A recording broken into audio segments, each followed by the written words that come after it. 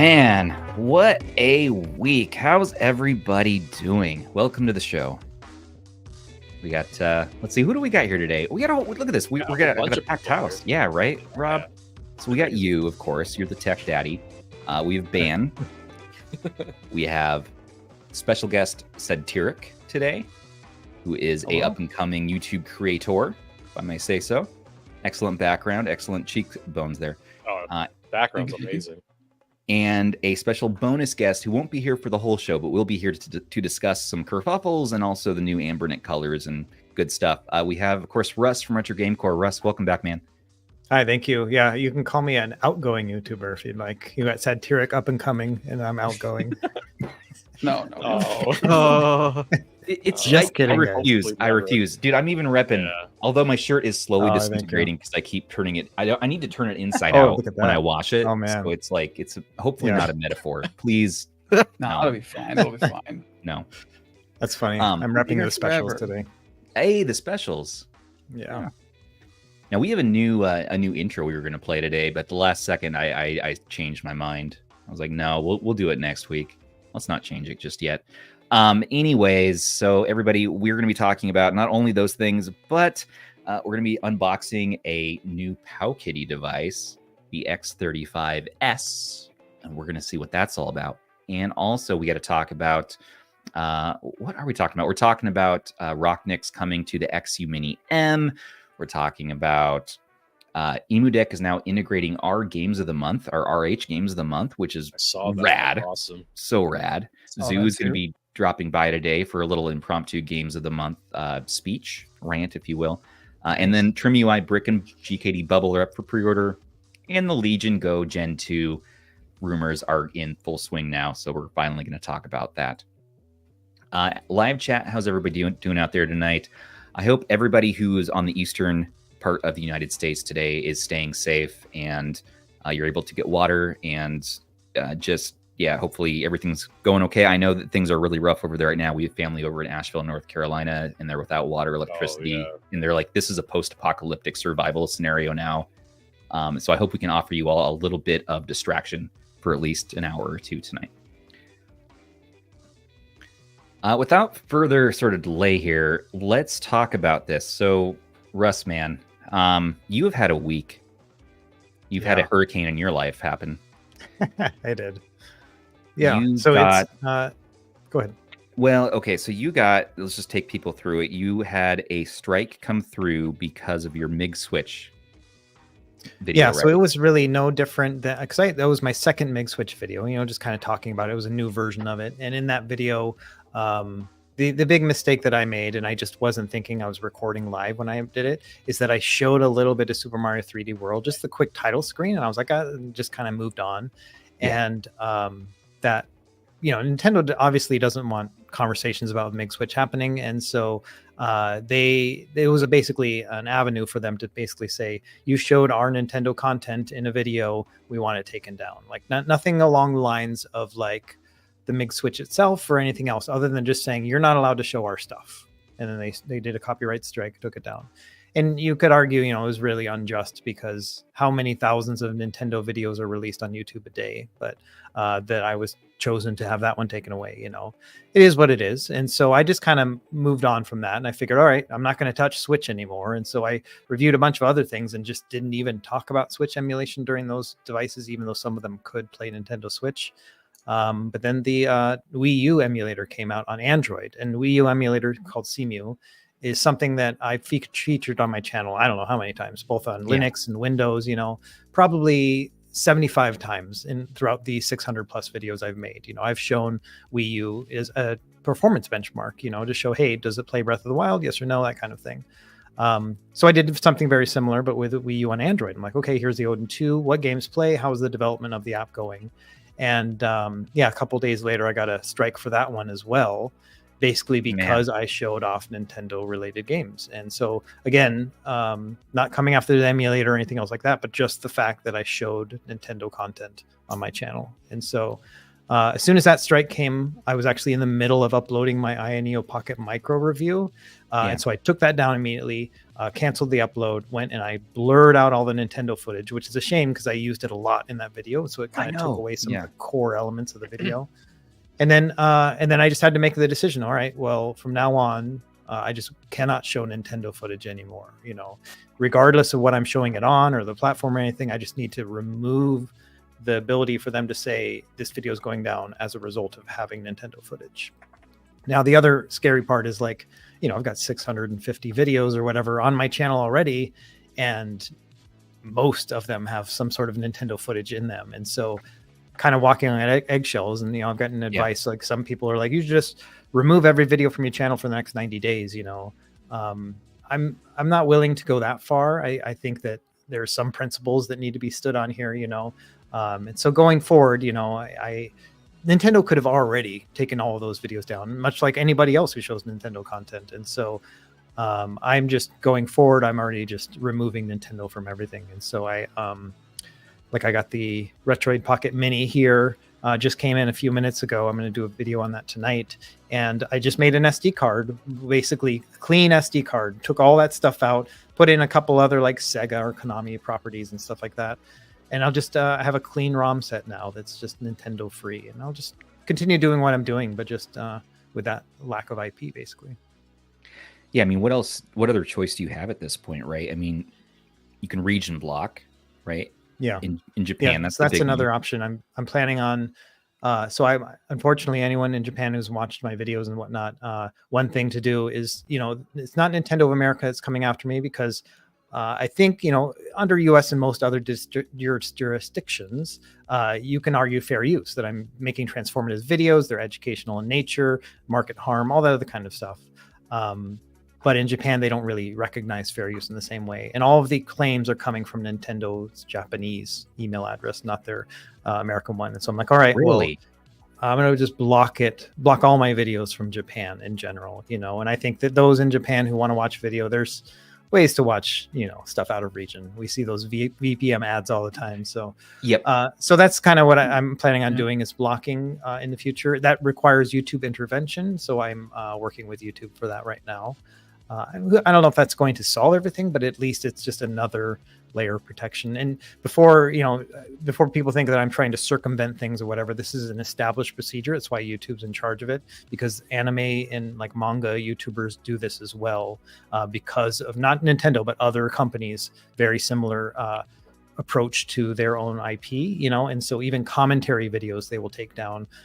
And so that's one of those things as well. So it's an established process. It's just rarely used in gaming. And so that's just one of the things I'm pushing for myself. That's fair. And you have to do what you have to do. I mean, and I'm sure you've had at least one or two sleepless nights this week as you're reckoning with this. Because, dude, 2 copyright strikes when you have a successful channel is really tough. And you have 90 days, right, where you have to have no strikes or no issues. And then you're in the clear and you're a clean slate. But if a strike comes in the last second, the last day, 3 strikes, you're out? Or do you have any kind of recourse if that happens?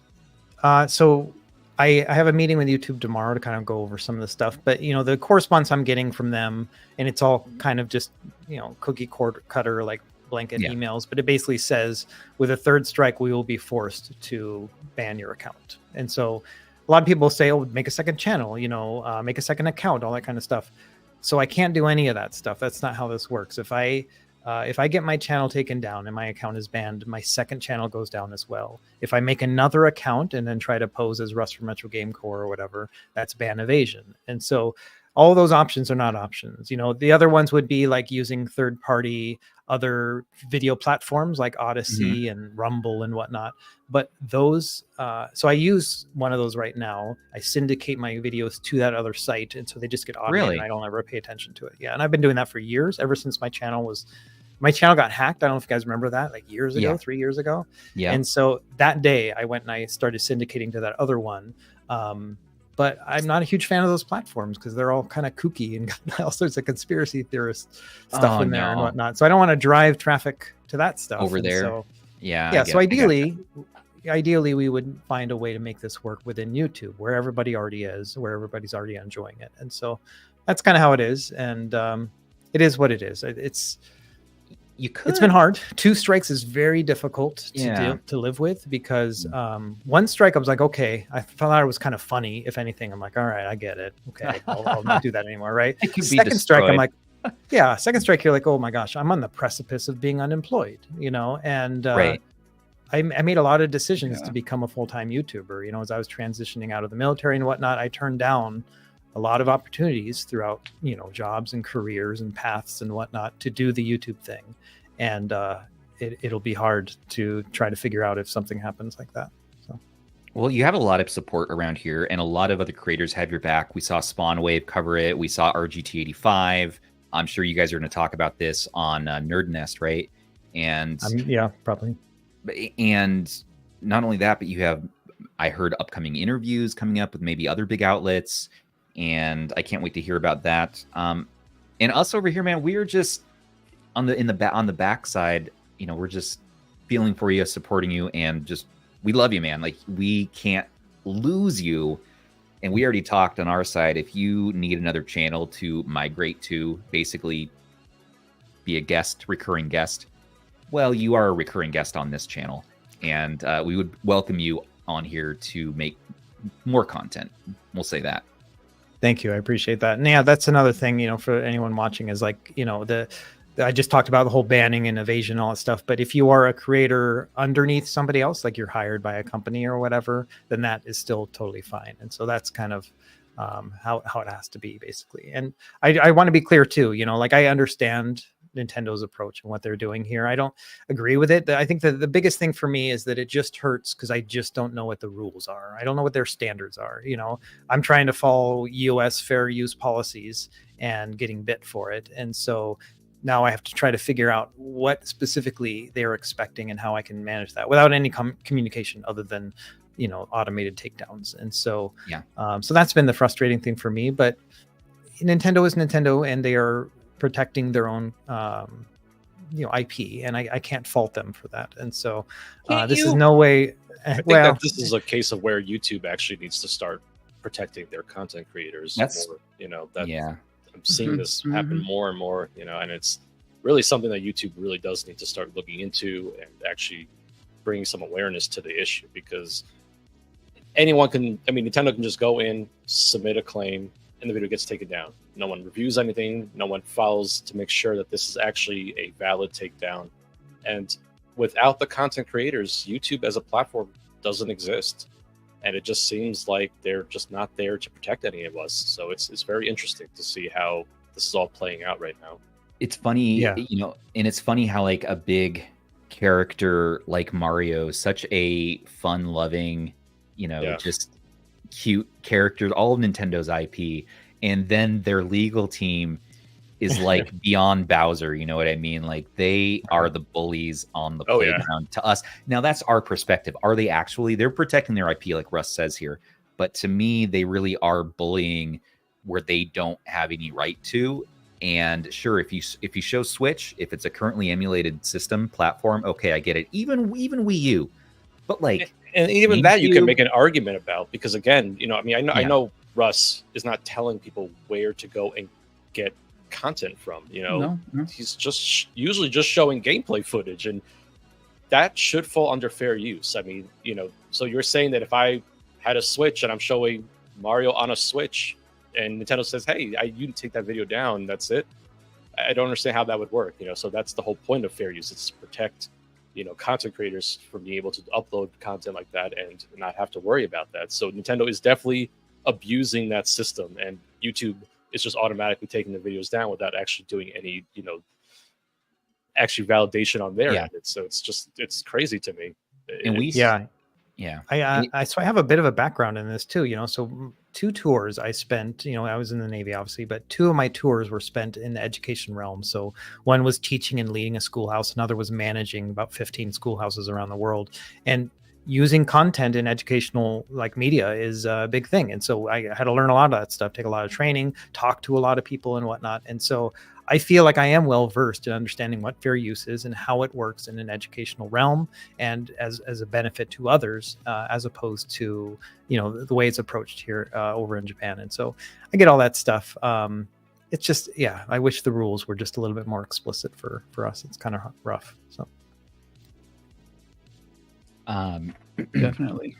Yeah, it's just upsetting. Like it just, you know, you have all your audience and fans and our fans and everyone here in the live chat who is just, we stand with you. Yeah. This is BS, but what can we really do other than this episode, which hopefully brings light more to it. Hopefully YouTube sees this. Hopefully this gets out. All your interviews you're going around on and doing right now get out there and something changes here, because this has just gotten ridiculous, man. You know what? We saw it happen with, you know, archive.org, and they're taking down shops on Amazon potentially, and they're taking down Yuzu, and just some of these are legitimate claims. Don't get me wrong, especially when it comes to Switch. For sure. But it's now gotten to the point of complete ridiculousness where they're just silencing through bully tactics, through this sort of guerrilla warfare stuff. And it's, yeah, anyways, it's nonsense, and yelling about it doesn't necessarily help. And condoning piracy and saying, hey, we're going to get back at Big Nintendo by pirating even more. Screw them. We're going to pirate all their games. That's not helpful either. I mean, for sure, one way look worse. One way to speak is by voting with your wallet, you know, and you know, if you choose to not buy their games, that's fine. You know, not condoning piracy, but you know, as a consumer, you can make the choice to not buy their consoles, not buy their games, and just support Sony, support Microsoft, support other types of platforms and games and things like that. And that is something we can do. The problem is Nintendo is very big and very popular, and so for them, you know, they just keep doing business. They're very much like the Disney of video games, and people see them as being a family-friendly thing, and they're really not. They're a business. They're very cutthroat, and that's everything they're doing here is to protect their brand, their IP, and they just don't care about the casualties in the way. Yeah. But something to add to that, actually, is they don't seem to really be protecting a lot of their older IPs. They're kind of just letting them flounder and die. We would happily spend $1, $5, $10 buying these ROMs and being able to use these on these different products that we have. You know, we have so many choices to play these things. Yeah. They're losing market to some degree by not still selling off these ROMs and just being like, hey, you know, use at your own risk, use at your own discretion, whatever. But, you know, they could sell this stuff and keep these IPs alive. Right. Can you imagine if they had a classic console APK that you could get from the Google Play Store that had in-app purchases of all your beloved games? You know what I mean? So it's like a RetroArch, basically, and you're buying the games. I would 100% love to show that off on my channel. Like, that's amazing. The whole reason why I've always shown so much Nintendo property is because they produce a magical feeling in me when I play those games. And I love to share that with others, to be able to say, like, I love, like, look how great Mario looks in this screen because of the pixels or whatever, right? And that's part of the magic, and that's why I've always used their IP, is because that's what I'm trying to convey. Yeah, it's a shame. In question there, so with all this happening, does this change that magical feeling within you about Nintendo characters, products? Like, does this change anything for you? So I, like I mentioned in the beginning, you know, I've made a clean folder, like clean ROM set now. It's like everything's removed from it. And I got to say, it was sad when I was like, I'm like, you mean I have to take out Super Mario All-Stars? You know what I mean? Like, I got to pull that out of the rotation. And so that was sad. So I'm going to have like personal versus what I can show on video. You know, I've already gone through even my emulation station themes and like changed it to themes that only show like text or images of the console as opposed to the games or the characters. And so those things suck, you know, like it's not a good feeling to kind of just remove that. But on a personal Russ level, I will still be able to play those games, you know, on my own. But I really do wish that it was something I could share with others, which is just kind of a pain. I mean, that's really why I started this whole channel, was to share this amazingness with everyone else. And it's funny, like as you get more and more into your endeavors and, you know, new ideas, it's funny how things get just complicated over time.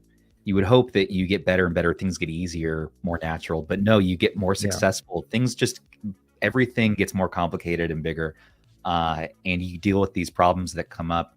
And it definitely, like, you've shown grace throughout this process. I feel like it was you and also TechDweeb dealt with an issue with his DOS video, right? And also, like, there lots of creators are dealing with some of these strike claims. And who else? There was another. Was it Bob Wolf? He was able to manage it, like, because of my video, he was able to mitigate it himself, because like he was working on a MIG switch video, and so he's like, all right, blurring everything, and so he was able to your sacrifice, let him live. Yeah, we're all learning together. It's fine. And Retro Rob was running into some Pico 8. Oh, right. Issues over on his channel, which we'd love to have him on the show. I guess he's maybe leaving the platform, but before you go, hang out here. It's just nuts. And so what do we do as consumers here and as retro gamers? For me, my personal ethics in the situation is, I mean, I'm pissed that they're bullying my friend. And I don't want to. We were going to hype up and talk about, the new Switch rumor leaks, which who knows how much of that is true. I don't want to talk about that today. I don't want to be like, oh, let's all get excited for the Switch 2 now. No, I don't even know if I ever want to buy the Switch 2. I sold my OLED. I don't want to buy another Nintendo game. I'm not saying I'm going to pirate their stuff either, but I don't want to support them with my money, because I'm like, no, make this right. Come on. This one time. Do you have any chill, Nintendo? Do you have any chill? Be a human. Be a human for once. Be a little bit understanding. Realize, and there's certain things, if you don't offer those old games for people to buy, they may find other ways to play them. So, all right, I'm off my soapbox. That's all I got to say. Well, I appreciate the support, guys. Thank you very much. Yeah, I was pretty upset with the first strike, and then that second one just blew me away. I just couldn't believe it. I just don't understand them coming after you for the Wii U, the Simu stuff. It's just, there's thousands of videos on YouTube about Simu. This is not a new emulator. It just happens to be on Android now, and it's just wild to me that they just decided to say, hey, we're going to target you and take this video down. It's because those games are playable on Switch, but more than that, I think they're just watching for Russ to make any mess up right now, right? It's like, oh, we can get that one. We have a process. We even had another creator who I won't mention his name, mentioned sometime back, like, hey, Nintendo's going to come for YouTubers. Okay, like, get those Nintendo videos off your channel. And everyone's like, are they? Will they? And then look at this. Boom, boom, boom, boom, boom. And they were right. So I know on our channel here going forward, our kind of new rule is, and you might have seen it in my latest Retroid Pocket Mini video, is I'm blurring first-party Nintendo, like F-Zero. If it's going to be for Switch, GameCube, Wii U, 3DS, I'm just going to blur it out. I'm not sure how I feel about like SNES, NES.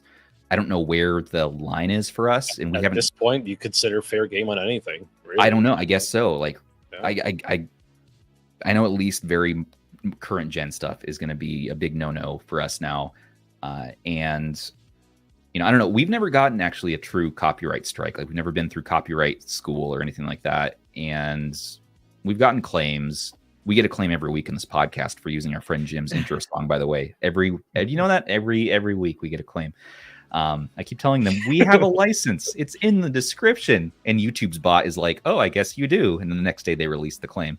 We've been doing this every week for 4 months. But YouTube's system is very inhumane. And there's often not a person on the other end of the line who listens and like, okay, let me look at the evidence here. Oh, okay. Well, actually, all right, the creator might be right here. It's very much robotic, and they will bend to the corporate companies and conspiracies galore. So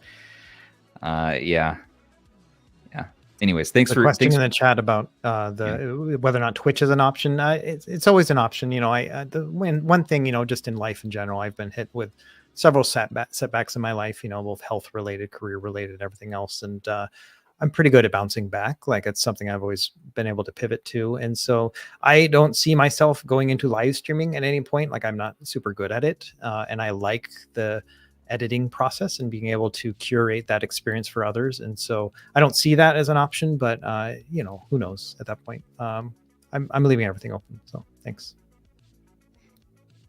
You're live streaming right now, though. So that's true. Didn't know. I mean, pretty good at it. Well, I don't know how much anyone have any more rants, raves, feelings they want to get out on the table. Ban, how do you feel about all this? How's this affecting you mentally? Well, I mean, it just makes everyone have to be more, what is the word? Everyone's on edge now because of it. No one knows like where it's going to go next, who it's going to hit next. So it's kind of just this one thing is just impacting everybody. But there's always options. There's always some way to work through it. You know that your audience is going to follow you wherever you go. Yeah. I mean, I saw someone mention earlier in chat, someone was like, what about float plane? And I was like, yeah, it's a paid video platform, but I'm sure a lot of people would follow. But yeah, well, that's one thing, that I really haven't given enough prop to is like I've had just a deluge of people writing to me and reaching out and whatnot. People who I hadn't heard from before and stuff. And so I really appreciate all the support here. I think it's really awesome. And yeah, absolutely. Like float plane's another option, we'll see. I really want to just try to make it work on YouTube because I want to make things as easy and as good for everyone, and so that's the way I would love to go, but we'll play it by ear. So I appreciate everyone and all the responses. And I did not write back to anybody who DM'd me or whatever. I apologize, but it's been really hard to keep up. So thank you. Yeah, nope. This is good stuff. And thank you everybody for just, being supportive today and being so great in live chat. We were a little worried going into the stream. Like, is it going to be just a complete, S show? No, there's been really good conversations. Great conversations happening. I'm seeing it's just thank you all for just being yourselves. We hear, when we talk about the future of emulation though on YouTube, I think every creator is going to have to start to reckon with this now. There are so many retro and emulation creators out there now. I'm sure everybody is watching very intently on this situation to see what do they do with their channels. Sadtiric, you're starting out, right? And so like, what's your plan? I have a 3-hour stream talking about emulation on the Steam Deck, and a lot of it was Nintendo related. I'm a little bit concerned about that. It's a pretty well performing video on my channel. I just actually followed along with Russ's video on the Cemu thing for my Odin 2, and I showed it off on a stream as well. And now I'm a little bit nervous. I know I'm not really on the radar, but even for someone in my position, it's a lot of extra work, I guess, to try to filter everything and also still be relevant. It's hard to do, I think. Yeah.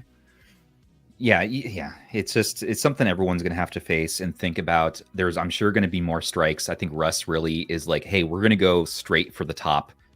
You're kind of the unofficial leader, I would say, of this entire scene.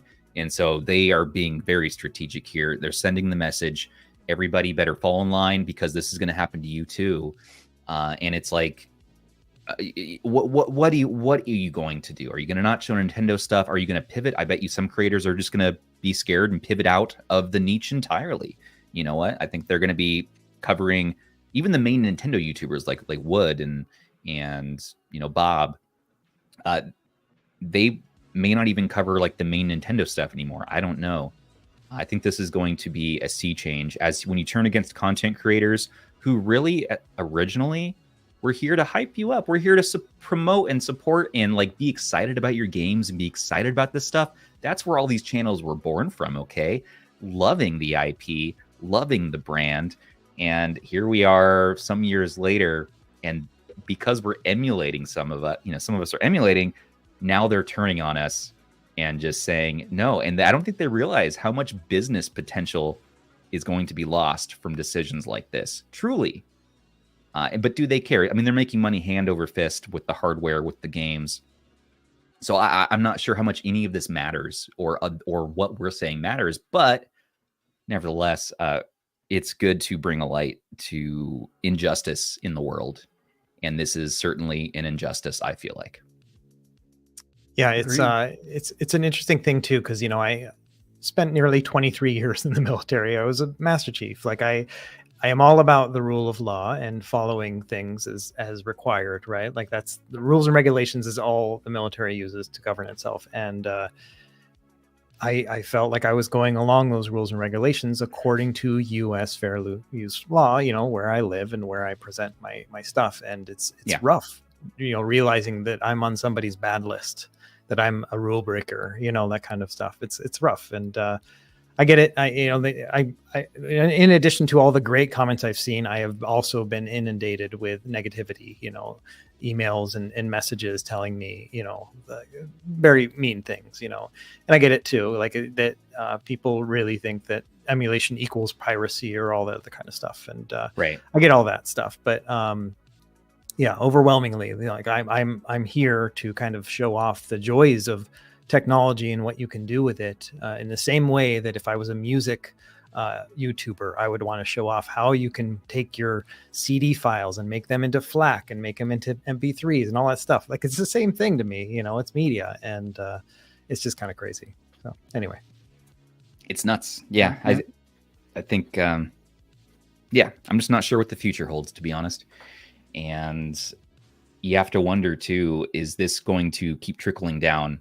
Because I think it will. I think they're going to they're on YouTube right now and they're on content creators, but I think it's going to continue to trickle down into the weeds on more and more places that are using Nintendo IP as a way for them to control pirating, control emulation. Only they want to hold the keys to emulation through purchasing on their Nintendo Online store.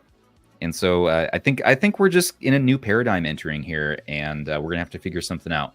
I think like Anbernic, these companies. To be fair, yeah, the games I usually feature that are Nintendo games, they haven't even paid attention to in 20 years. So, Nintendo doesn't care. I guess it's time for me to stop caring too. I'll just start featuring less and less of their IPs. It's just, Yeah, it's just going to lead to a loss of love for the brand, I think. And people don't realize just how big of a reach some of these content creators have in the world.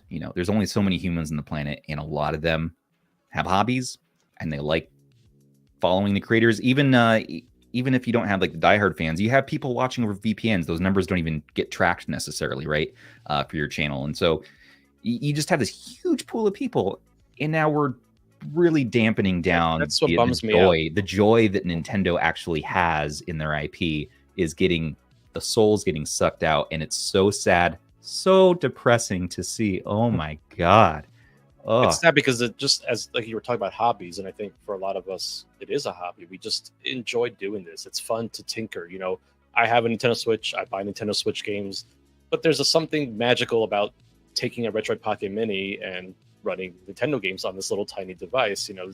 It's just fun. I love technology. I love games, and I love kind of merging all those worlds together. I think that's part of the enjoyment I get out of this hobby and this space and emulation and all that stuff. So it is really a shame that we can't so freely talk about just even showing gameplay footage on YouTube as a platform, which really began as a place for people just to upload their videos and share whatever, and now it just seems like you can't do that anymore. It's right. Just a huge bummer. You can't show even menus. You can't show logos. You can't title show screens. I mean, like, are you kidding me? Like, so let's just. I mean, for me, I know I can tell you that you're going to be seeing a lot more Sega and Sony from me.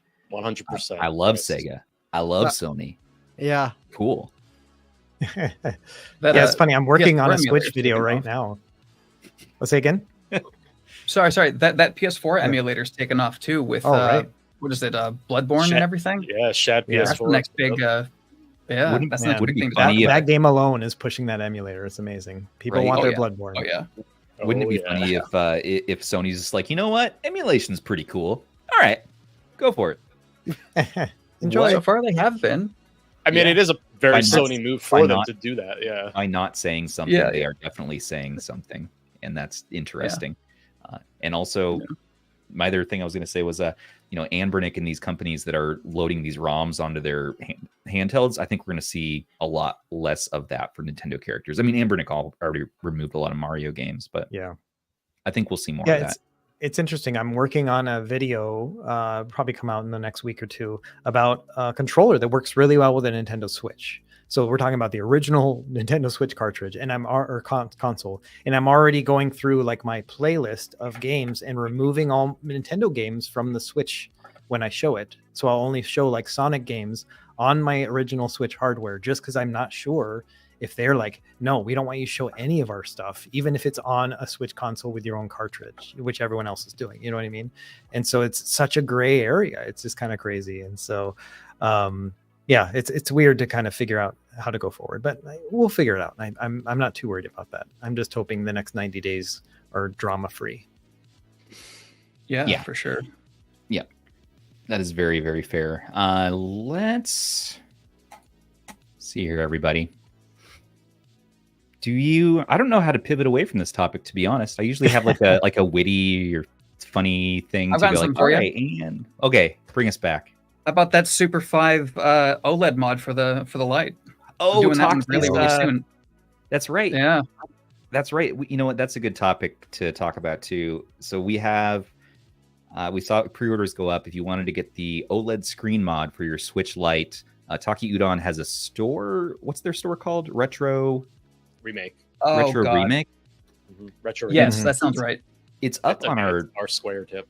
Yeah, and we have information on it on our website. It's in the link in our description under our Retro Handhelds weekly news stuff. Go there, and there's a option. I think there's still some in stock. Is that right? There should be. You know, I was trying to buy the high-end one, which comes with a shell and everything, so it makes it a lot easier of a process. I was in the middle of purchasing it, and this was the day it came out, like first 20 minutes, and my credit card got declined. Then I got a text from my credit card company, and they're like, "Hey, did you just try and make an order?" I'm like, "Yeah." And so then they're like, "Okay, go and try again." So I try again, and it was sold out, and so I missed out. Oh, no way! They do still have the touch upgrade kits available and the mega kit. What's the difference between these kits? The big one has some a of them full have magnesium shell, and the big one has the. Sorry, the audio delay. I'm sorry. No, it's all good. No, go. You got it. Okay, so the big one has the magnesium shell. It has, I think it has Hall sticks. It has some button replacements. It's got the touch screen. It's got the HDMI mod, but it's not HDMI out. It's HDMI to the 1080p OLED screen, as far as I understand it. That's the top end one, which I was able to get one of. All I wanted was the one. I'm really excited to see how the shell goes. But yeah, that's one that I got. I know that they have versions that have no touchscreen. They have touchscreen. They have HDMI mod and no HDMI mod, and they're set into different tiers, going all the way through. And I know that Shem and someone else actually had some issues with delivery at the time of ordering. They had posted on Twitter about it, but there was some kind of a snafu, and they had to fix it by talking to help desk. Yeah, whatever. You got where I'm coming from. Yeah. No, I get it. Okay, so I'm considering getting this. I do have a Switch Lite, and this is a complete reshell, right? You just need the motherboard, basically. Yeah. It depends on which the tier high you end get. one. Yeah. For the high end. Okay. Yeah, the high end one is the Super 5 OLED and the HDMI Mega Kit. It's like $109.99 on their website. Okay. It is saying, like, when you click on colors, it is saying that they're using the extreme rate shells. Oh, can I get it in gold? It's in black, clear black, and clear purple. Okay, I like clear purple. That'd be fun. Okay, all right. Well, stay tuned, everybody. That's good. And thank you for the pivot, Sadtiric. That was excellent. That was great. Of course. Now I can get in my groove. Hey. Good. You know, speaking of clear colors, though. I was going to say, speaking of colors, yeah. I don't need to be here. I can leave now. This is good. Ben and I got it. Yeah, we're on the same wavelength. Look at those beautiful Christmas colors, or maybe Italian flag. I don't know. Right? Whatever. Why not both? Choose. You may Why have not seen both? Yeah. You may have seen Russ's video on this, or Zoo's video. I'm sure there's a few others out there now. But this is basically new colors, but it's not just that, okay? There are some minor changes that they made to the design. This is a V4 motherboard, okay? And along with that, I noticed on my unit that it has a little bit improved. I don't know. It's not such a strain to push the buttons. I don't know how to describe it very well. I describe it as like lighter. They're lighter to press. Yeah, it's a lot more satisfying now for me. And I was a big critic of the original buttons. So, I don't know about any. Oh, sorry. I was gonna say I fully switched over. I was using the metallic silver for months. Red is my guy now. I moved my SD cards over. I love the feel of these buttons. They feel better than the silver one after I made the button mod. I'm really liking it. So very happy with it. Yeah. What other changes, Russ, are on this again besides the buttons? Wasn't there another you mentioned? Did I mention anything else? No, I think that was it. I'm trying to think. I know it's all Zoo. It's the only thing I can think of that Zoo had mentioned. We looked at the membranes, like we looked at the You guys did teardowns. That's right. Yeah, so the board had a different name on or number friend. Yeah, Zoo's my best friend in the whole wide world. But I don't trust the thing he says. Yeah, no, exactly the same here. Oh, I couldn't agree more. Yeah. You know, what's funny is like I made a joke in that too because I was using Linus's screwdriver and I like called him my best friend too. The joke was that I was calling two people my best friend. Like that's the joke. You can only have one, right? And I got a lot of people writing back, like, "Wow, I didn't know you were so close with Linus." I'm like, I've never talked to that guy. Even though, like, some team member said, "Hey, here's a screwdriver." Like that's as far as it's gone. So even though at the end of the video, you were like, that's funny. You were like, but I don't recommend the screwdriver. Yeah, don't buy the screwdriver. iFixit. The iFixit's still better. So, yeah, I thought that was hilarious. He mentioned me once in a video, but he said RetroGameCorps, and so, he's almost there. Not yet. You're not RetroGameCorps yet. Which was one of my suggested new channel names for you. No, don't put that. Don't put that evil on Russ. I'm just saying. He needs to pivot to RetroGameCorps. He needs to. That was a good one too. That was a great one. Farming. Yeah. Absolutely. Well, should we? I thought it might be maybe the Canadian pronunciation, corpse. But then I was like, no, they're like more French than us. They should know how to pronounce that. You know what I mean? Linus. Yeah. Okay. Well, let's do a quick little unboxy poo of the new one. So this one I haven't looked at yet. I have the green. Okay, so here's the case that they got, and this it's an okay case. I kind of like it. It's a lot thinner than their other case, and so I can put it in my pocket. Yeah, it feels like a case I might actually use with something like this. It reminds me of a case that you keep like your pager in or something. You can keep it on your belt clip. Nice. Yeah, there you go, your belt clip, like a real grandpa, We got Celeste on here, and this is a foreshadowing because we're gonna do a little Celeste later. That's right, surprise. So it's time again. I don't know about any of you guys, but when I started using the new one, it feels like the hinge is not quite as strong as the original SP, at least. Oh yeah, that's the other thing. Oh, good point, man. Yeah, so the hinge is smoother and lighter now. Yeah. Oh, I like that clear white. That looks okay. Good. I'm glad which someone was actually asking for in chat, so it's perfect. I'm glad I'm not crazy like I thought I was. I like that you can see all the components. Yeah, cool. That one is really like transparent. That's cool. I like that one. That one really needs a sticker on the front, though. Right. It's kind of ugly without the sticker. It definitely needs an insert to be put in there. But look at that. So there's the PCB. You get the speaker right there. You can see all the little doodads, whatnots. And that's nice. Let's see how one thing I haven't tested on this is the satisfying snap. So let's just go ahead and do it. Here we go. Let's turn up my microphone. Really loud. Oh, that's good. That's pretty good. How about the hinge crack? Oh, weak hinge crack. Not my favorite. Have you heard the satifying hinge crack? The V90 always had the better one. Yeah. That V90 hinge sure was something. But this hinge, I mean, leave it to PowKiddy somehow to get that right. It's smooth though. I mean, it's definitely smooth. Okay. I assume this one works. Let's turn it on. Let's see. Man, I'm almost about to buy another one because I really like that white. You like this one?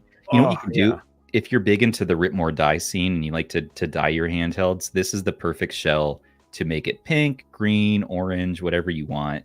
Look how yeah. Like I saw someone who took the transparent white 35XX and they dyed it like transparent turquoise. Oh wow, That's cool. That'd be awesome.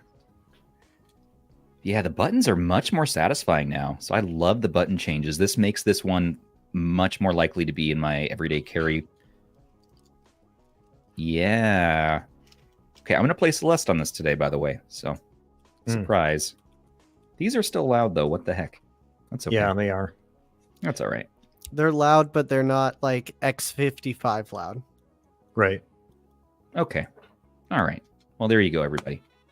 That's the SP. It's available in our description if you want. Go order it from Russ's description, though, and do that. Support the man. Oh, whatever. Oh, whatever. Oh. Whatever. I don't need those 50 cents. It's okay. Thank you, guys. What? Well, buy it from definitely buy it from our link so we can get Zoo some more Modelos or whatever the hell he does with his already thrown us money every month. He says he doesn't spend $1. He just waits, lies in wait. This also, by the way, does come with a screen protector, if you wanted to know. Do we need you to put it on? Oh, you want it? Okay. All right. I know. Don't do it angry. Don't do it angry. Last time. I'm not. I don't feel angry. I thought that I would be angry about the Nintendo topic, but I come away from it kind of like, okay, there's some acceptance here. We're just going to see what happens, and you're going to do your best to fight it. But you better not go anywhere because, dude, I can't make guides to save my life, and you make the guides. So it's true. Yeah, the written guides will always be there too. Yeah. If it's left to me, no, let's not be that timeline.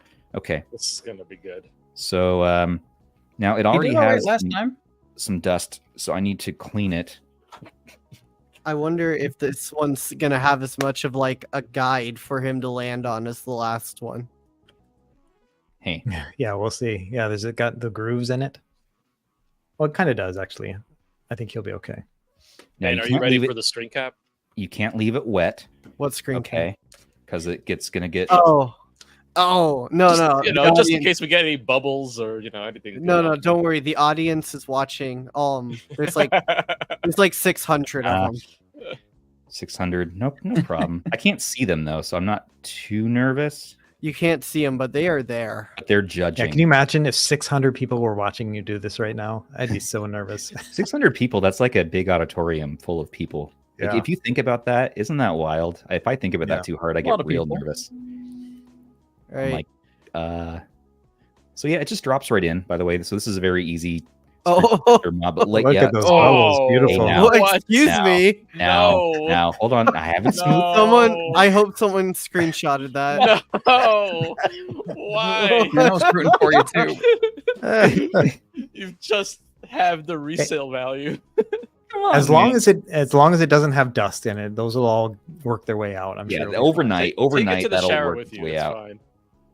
Oh man, how far back does this go? Look how far back this hinge goes. By the way, look at that. Yeah, but it doesn't really stay back anymore. You have to really push it to get it to stay. Yeah, it's kind of fun. That's like a mini game in itself.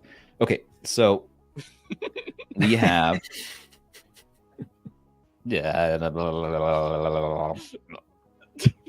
Okay, listen. See, perfect. That's perfect. No, don't make me turn it at an angle. No, Rob. That's pretty good. Actually, it's not bad. Take it back. It's not bad. It's not bad. Almost there. There's we're gonna. But to be fair, this is literally the easiest application you could ever do. Every time what I are you gonna go do with the Pocket Mini? Every time I go and try to look cool in this podcast, one of you guys always calls me out. It keeps my ego in check, which is, I think. Yeah, we got to bring it down a peg every time. I know. I feel like a real big deal sometimes. You did fine. Thanks. Yeah, that's good enough. Around here at our age, we say. Hey, Stubbs, someone called your fox, your thumb Megan Fox. What's that about? Dude, my fox is a force of nature. That's what people on the stream on RP mini stream the other day were saying. Double bubble. Yeah, Team Pandora said don't bother with Celeste, just play Bubble Bobble. Okay, we're gonna let that sit overnight and brew. We're gonna let it. When you do your dishes and you don't want to really clean them, you just let them sort of absorb the water for a few days. True bachelor method. Yeah. So that's not bubbles. Yeah, and so that's not all. Oh, wait, there's more. Hold on. Nice pivot, Rob, by the way, but I'm not done.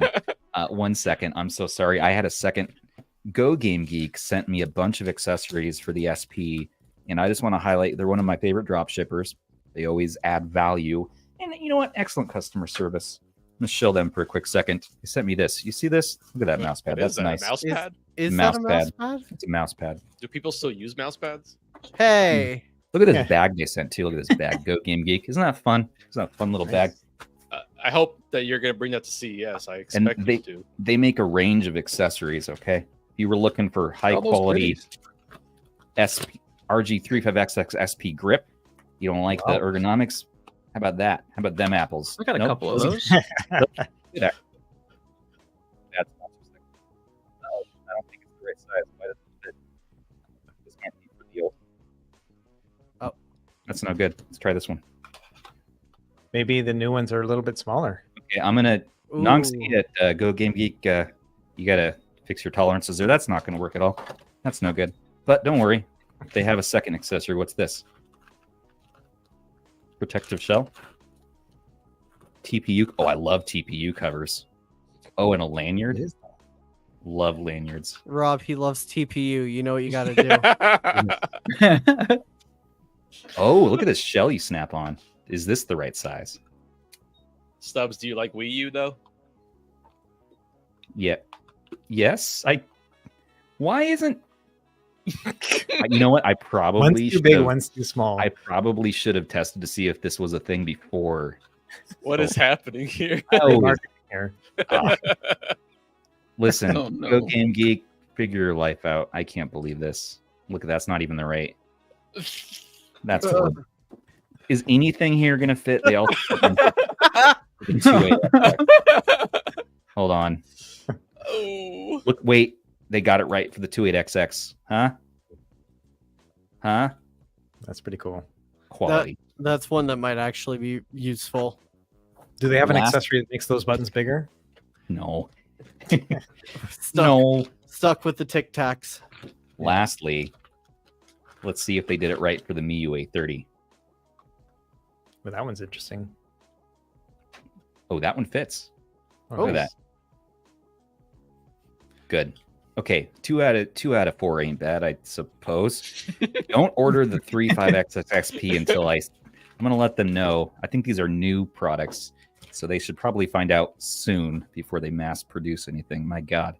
2 out of 4 sounds like my college grades. We do our best. Good job graduating college. Okay, Rob, back to your pivot. Can you say it again? Speaking of bubbles. Well, before we get into that, I do have to take off, guys. So I got the Retro Pocket Mini, just came in like a few minutes before we started, so I gotta get working on the video. Can I see what color did you get? Oh, can I see the box? Saturn. Oh, I'm so jealous. I like the Saturn. What color? It's white on the back. Oh. Do you want to give us one thought, one teaser for your video? Ooh, well, so I haven't turned it on yet. I just kind of took it out of the box and been kind of holding it. The bumps on the back are not as prominent as I was worried about.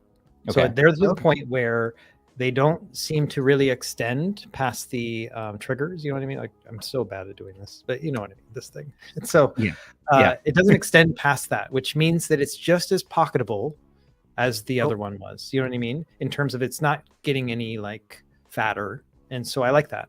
And so I think I'm overall positive about those bumps on the back. And it does feel a lot more comfortable to hold than the 2S. So that's what I've kind of figured out so far. I got a lot of testing to do here in a minute, but yeah, I'm liking it so far. I can't wait for your video tomorrow. That's going to be out tomorrow, right? Yeah, I'm going to finish it tonight. It'll just be impressions. Like I'm going to turn the camera on for an hour or two and then edit all that together and then release it. So it won't be like a lot of testing. I'll do some benchmarking and stuff, but the testing will come later, you know. So. Well, we won't hold you up any longer. I could gush and gush about the Mini, which is my favorite new Mini, by the way.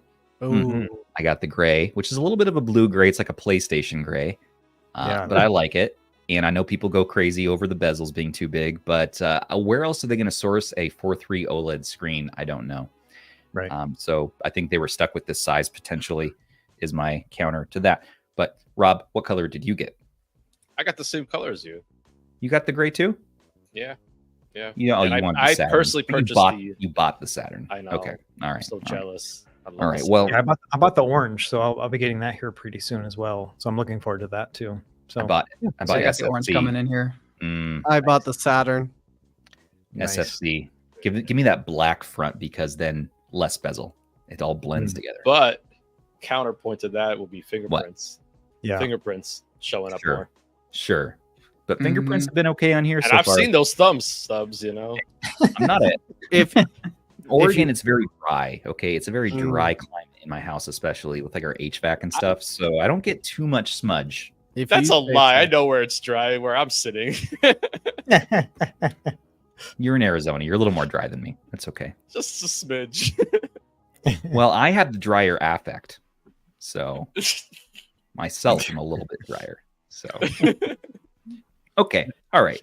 And Russ is gonna have the driest exit. Yeah. Yeah. Russ, can you slowly just back off camera? No.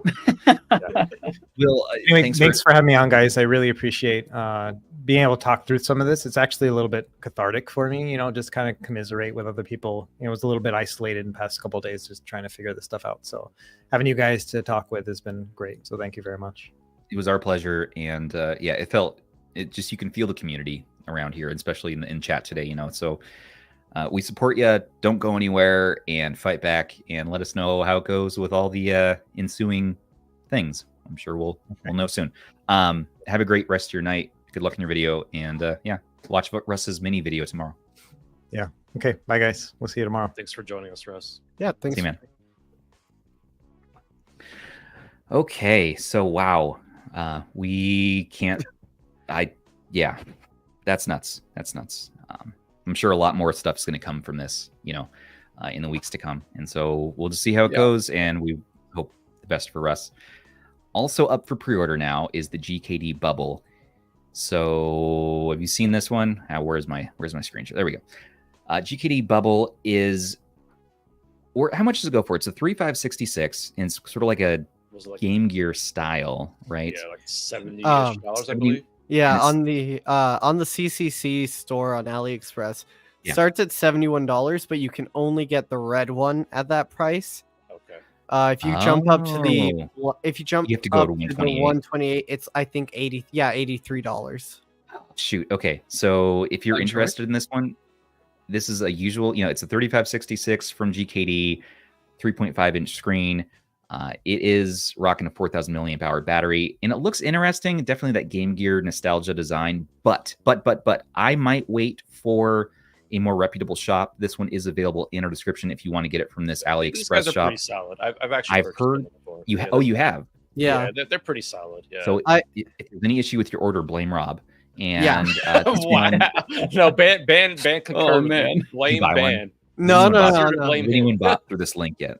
No. Okay. Well, though, if you do go through this link, a lot of the AliExpress coupon codes are still live.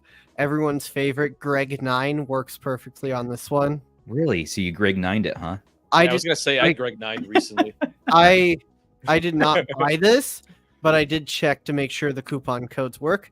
The $9 ones do. The 15 do not. But they only sold 2, so I'm not. So what was your final price on this? Like 60 something? After tax, my final price was still like 67. Okay, it's not too bad. It's ballpark for the chipset. I mean, we have a few of these coming in for review, and so stay tuned on our channel. You're gonna be seeing stuff from us soon. I believe mine should ship in the next week or so, and so I'll be taking a look. There's a lot of 3566 handhelds out there now, and so it does have some competition, but I have enjoyed many of their offerings so far, and so we'll have to see. That's good. Also, the TrimUI brick, which this one I'm really excited about, is up for pre-order as well. If you're interested in that, we talked about it a little bit last week, but this thing just looks sleek as hell. Oh my god, look at this thing. It's up for order at Mech DIY, and I believe Go Game Geek might be offering it, if not now, then in the next week or so. You can get it with CrossMix OS right out the gate, which is cool. And you can get it in white, black, right? It's always nice having a device just have all that custom firmware support right out of the box. Yeah, and so this thing just looks sexy. I don't know what to say about it. Sadtiric, have you looked at this one before? I did. I almost made an impulse purchase on it when I saw a sale price drop for it a couple days ago. I almost did, but I have so many handhelds as it is. I know I'm newer to the scene, but I'm already like over 30. So yeah, it does that to you. So you're not considered a complete. You're not a complete degenerate sicko until you reach 50. 50 is the threshold. Yeah. What threshold? Rob, I'm gonna try to shelf. Look at that shelf. That's ridiculous. I don't see any handheld. Yeah, nothing. 1, 2, 3. Okay, nothing. But we also should be getting a unit for the brick, so you're going to be seeing that on our channel. I don't know, in the next probably 3 or 4 weeks here at most. Yeah. And this is one that, if you like the TrimUI Smart Pro, this is the same offering, but in a vertical form factor with fun lights. And I'm getting a little stoked. It looks like analog pocket level premium design look at a much happier price point. So I will say TrimUI is usually pretty solid with the build quality. Yeah, they're pretty nice. And you kind of know what to expect with the D-pad and the face buttons. It looks very much like the Smart Pro, so I'm expecting it to be similar. Good. As long as Stubbs isn't shipping it, you'll get a good quality TrimUI. Hey, that was USPS. Each time they kicked the box down the stairs and they said, "Here's your package ban." Well, I'm just gonna have to agree to disagree on that one. So pick it up if you're interested. If we want to pivot for a moment and talk about the RockNIX is now coming to the XU Mini M. This is cool. So this is another mini, and I love my XU Mini M. Yes, it's a 3326, but that means custom firmwares like RockNIX can work on it, and this is really exciting. And so it brings more and more value to this, what is a wonderful mini with Hall joysticks, and I'm kind of a fan of it still. You know who else is a fan of it? Tech2. I'm so happy to hear that he's a fan of it. Yes. Mr. Weebster really was a fan. Yeah, I loved that thumbnail that he had today. Oh, that was beauty. It's just a work chef's of art. Kiss. Yeah. Yes, absolutely beautiful. So that's cool. Stay tuned. Stay tuned for it. We don't need to spend too much time on that, though. Just good luck to the RockNIX developers. Thank you for making custom firmware for these handhelds. I also heard that they have something in the works for the Retroid Pocket series, so the Retroid Pocket Mini and 5 potentially. I saw a little bit of rumors today. I also saw a little bit of a rumor on a Retroid Pocket Flip 2, which has not been substantiated yet, but Channel Nitrix did cover it, and it's not really worth talking about quite yet, but I'm guessing we're going to be talking about it soon if it's real. So Flip 2, clamshells. It's the year clamshells. Please give it to me. Thank you. Yes, we're full of the clams. I'm hopeful. We're the clam boys. That's good. All well and good. Also in hardware news, the last thing we have today is going to be Legion Go is back for a number 2. So they're making both a Gen 2 and a Lite version. Have you seen this? This is... Yes, I have. I'm following this pretty closely. I'm pretty stoked. Are you excited? Okay. I'm kind of excited. Yeah. Especially those Go Lite, those leaks of the shell look very, very interesting. It kind of was reminding me of the old Android handheld they were trying to make. I actually have that. Oh yeah, wait, you do? The prototype? Do. Yes, I do have that. Yes. I forget you buy literally anything. Yeah. Okay. All right. Oh, there he goes. He's going to go do it right now. That's he's back. Oh, look at that thing. Yeah. Wow. How is it? It looks like a it's actually a shame that they didn't come out with it. I mean, it's really nice, Wow.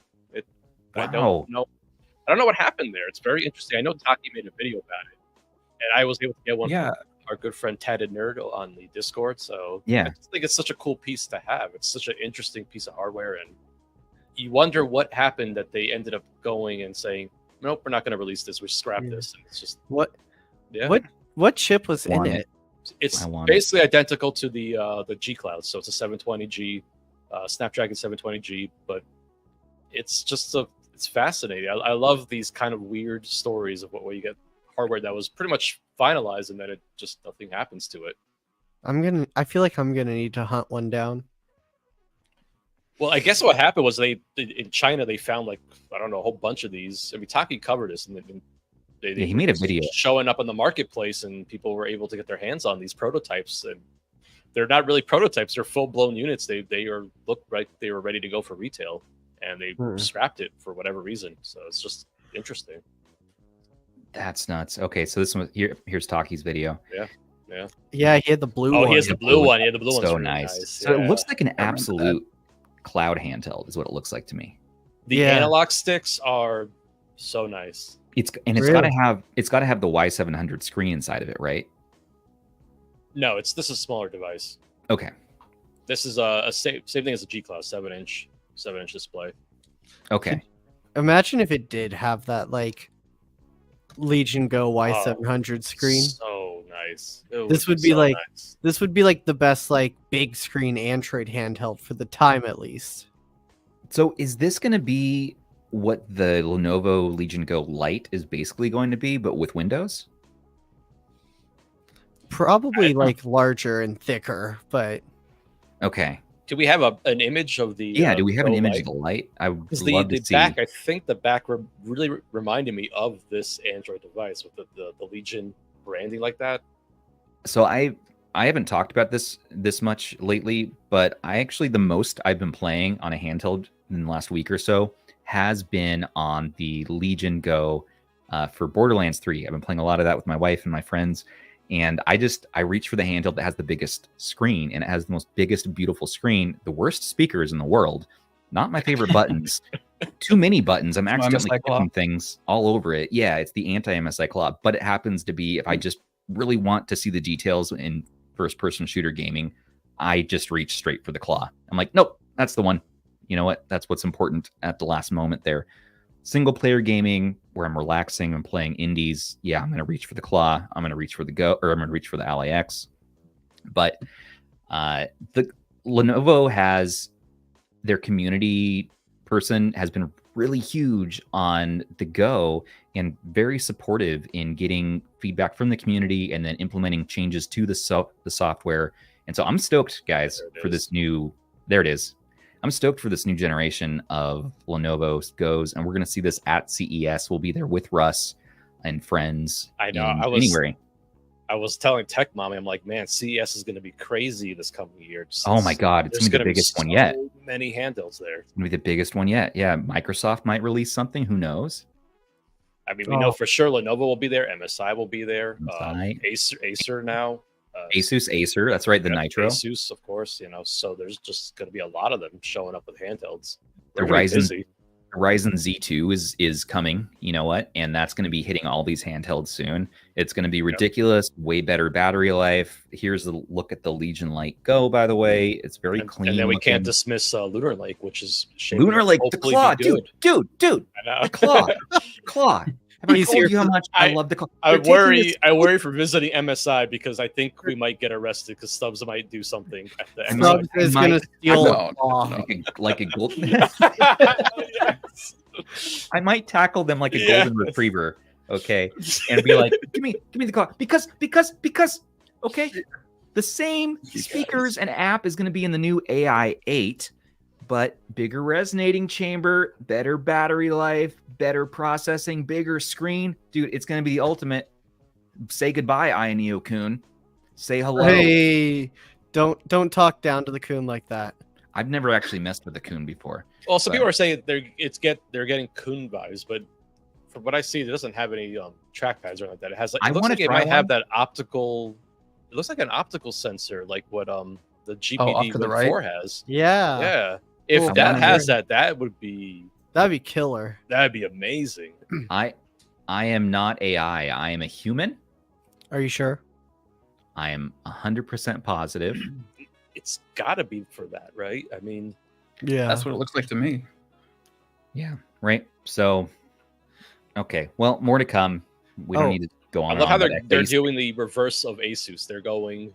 white from black and Asus went from white to black. They're all crossing each other. Hey, speaking of Asus, just a real quick mention, but they actually put up for pre-order a 2 terabyte version of the Ally X today.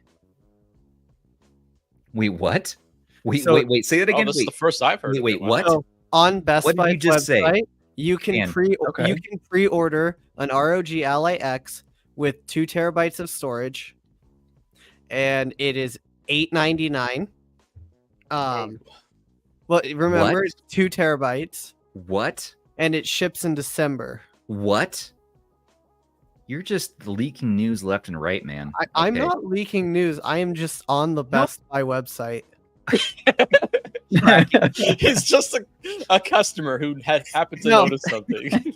Now remember, this is on top of it. This is still $100 less than the Ioneo Kun that's also on Best Buy. Dude, people keep talking about. Can you use Greg 9 on the Best Buy website? People keep talking about Greg and all the deals Greg has on AliExpress. The Kun lets you go to 54 watts. So that's too funny. I have to ask again, guys. Who is Greg? And where did he get his codes? Because he's wonderful. I got a bunch of stuff for my drone with Greg 9. I did some Greg 15 action. Okay, I might hit Greg 20 by the weekend if unless someone stops me. I've tried Greg 20. Greg 20 and 25 don't work. There it is. I've tried so many times. No way. Look at that. 2,000 gigabytes. Yeah, like I said, ships in December.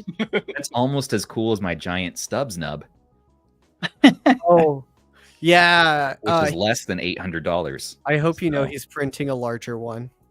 He said he's printing one. You guys are getting ridiculous. 14,000 times. Are you going to print them in pieces so you can? He's making me a spiky version of this. It's like the biggest size possible that his printer can do. And I'm very excited. They're going to shut his shop down. He's producing weapons. Well, yes, it's good to have home defense, but also we're going to be giving away. We're going to be giving away one of the big ones, and so stay tuned. Oh no! I hope that comes with some kind of disclaimer. Well, it might come with a 32 gigabyte SD card with surprises on it. I don't know. We'll see. TechDweeb says we need an 8 terabyte version. Too much. I just need the 4 terabyte version. Sadtiric, do we need a? What do we need? What do you need? Do you need this? How many terabytes do you need? I want it. I want it real bad. Okay, so I have 3 terabytes on my Steam Deck. Oh, I like it. I have 3 terabytes on my Steam Deck. Yes. Wait. How do you get 3? Because there's 2 and there's 4. Where do you find a 3 terabyte? I got the 2, and then I got the 1 terabyte micro SD card. Oh, sneaky. You can do better because there's 1.5 terabyte micro SD cards now. I bought it. You could get 3.5. I bought the 1.5 SanDisk, and it's what's the word? Its speeds for actually pulling from the card for games was not fast enough. Transferring back and forth was terrible. It didn't keep up with my 1 terabyte one, which is why I sent it back. I saw that they have 2 terabyte ones now, so I'm kind of excited about that one. But 3 terabytes on a Steam Deck with the way that I play, it's not quite enough. 4 would be great. 4 would be great. 4 would be the best. I think we should do easily 8 terabytes. 50 games. Oh yeah. I'm okay with my 1 terabyte Steam Deck. See, I'm the guy that loads just a couple of games that I know I'm going to play because otherwise I'm never going to pick a game. I'm like, I could play a little bit of Elden Ring. I could play a little bit of Borderlands. I could play a little bit of The Messenger, and I hop around too much. So I have to just install 1 or 2. What? What's that? What are you talking about? It's a plugin for the Steam Deck. It randomly picks a game for you. Oh. Stubbs' life's just changed forever. Wait a minute. I love randomizers. Hold on. He doesn't have to make the choice anymore. Randomizers. I don't like making choices in my life. Okay, that's really tough. You telling me it's going to go through my Steam library, pick me a random game, something I've been asking Valve. Gabe, are you listening? Are you here, Gabe? Randomizer built in. But okay. Have you sent him an email? No. Well, I sent him an email asking him to come on the podcast. Actually, you should send him an email asking for a randomizer on Steam. I should ask him to program it into the Steam Deck while on the podcast. Yeah. Yeah. Gauntlet thrown down. It's like the Celeste challenge, but harder. But if you want like other people to choose the game for you, I mean, you could always ask EmuDeck because they're giving you the choices, especially with Retro Handheld's Game of the Month games. I heard. Yeah. So I heard, and let's talk about that real quick. I heard that EmuDeck, beloved EmuDeck. This is so cool. has integrated already our Game of the Month program. So every month, we pick 3 games. They've integrated the games of the month into EmuDeck. So on all of your allies, on all of your devices that you play EmuDeck on, you can now play our games of the month, which is super exciting for us. Great partnership, and there's going to be more collabs to come. We're thinking of some other fun ideas to integrate our world and our community into EmuDeck. And right now, you can go on there. You can click on the games, Bust a Move, Wave Race 64, Katamari Damacy for September. Learn more about them. It'll take you to our website, tell you how to get involved, and earn some points, some sweet RH swag. And you know what? And speaking of sweet RH swag, have you visited our merch store lately? We have a bunch of products on there. We have fanny packs, we have cups, we have whatever you want, stickers. It is rhgo-link/my spread shop.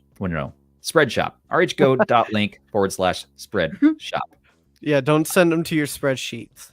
No spreadsheets. I always get that wrong. But anyways, Game of the Month integrated into EmuDeck. Not only that, but there's a bunch of other changes with this version. This is version 2.3, and they've added a new UI. Just a lot of stuff. So check them out in our description if you want to know more about that. We got to make sure to blur out Wave Race. Yeah, now we have to blur out. Don't look at it. Blur out Wave Race. Get it off the screen, producer Sony. Thank you. It's called the citric acid version. So that's really fun. But not only that, it's a new game of the month now. Starting tomorrow, or today's your last day to vote for the games of the month that are going to be starting tomorrow, October 1st. I voted for so many games. You voted for a lot. I haven't voted yet. Especially for after 2000. Really? Tons of good stuff, yeah. I should look at that. Hop in our Discord because the voting ends tonight, like after this live stream, I think. Are we sure? Is that right? Doesn't it end by midnight? Or no, they're up. They're up right now. You can still vote? No, like the actual chosen games are up right now. No, only you can see them. They won't be announced till tomorrow. Oh.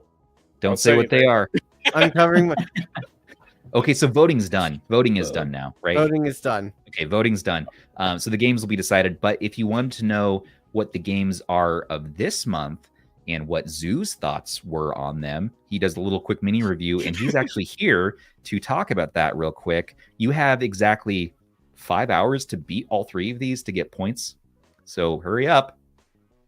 Everybody, September was theoretically serene September, but in reality, it was super short September because all of the games were super short. I'm talking 3 out of 3 on the first day was not out of reach. Not out of reach by a wide margin. So in honor of super short September, I'm going to try to make this review super short. Remember the Micro Machines, man?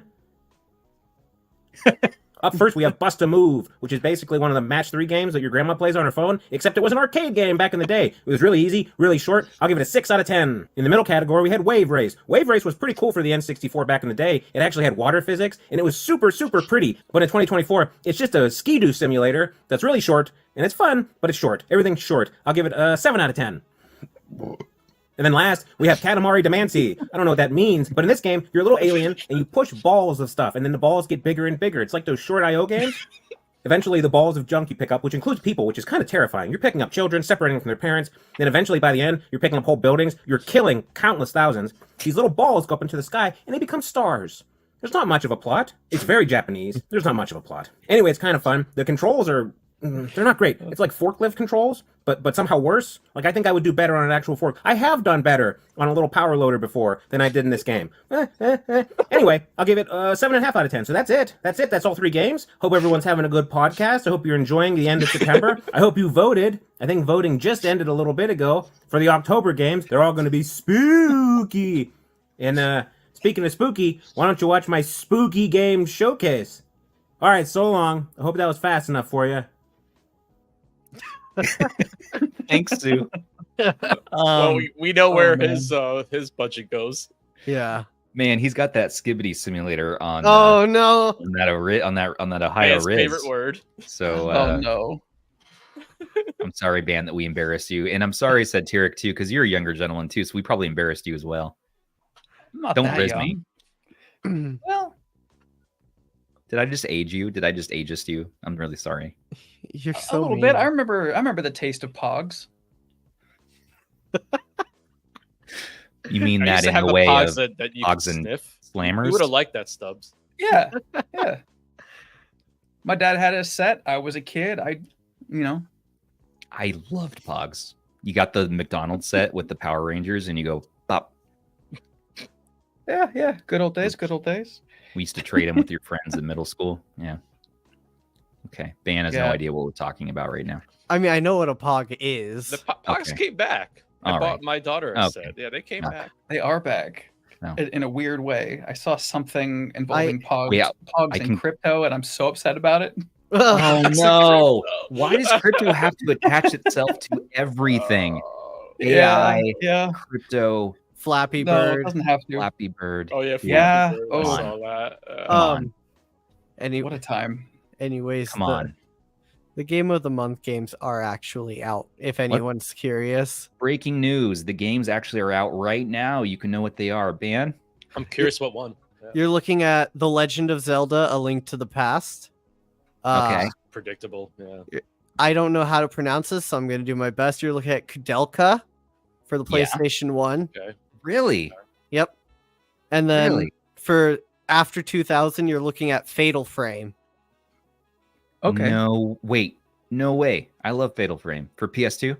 Yep. Oh. PS2. Oh, I'm glad such a good game. That's definitely appropriate for the theme. Now, because Stubbs has seen these, he's going to be at least Fatal Frame on his RP Mini. Yes. If he doesn't, we're kicking him off. It's going to be so good.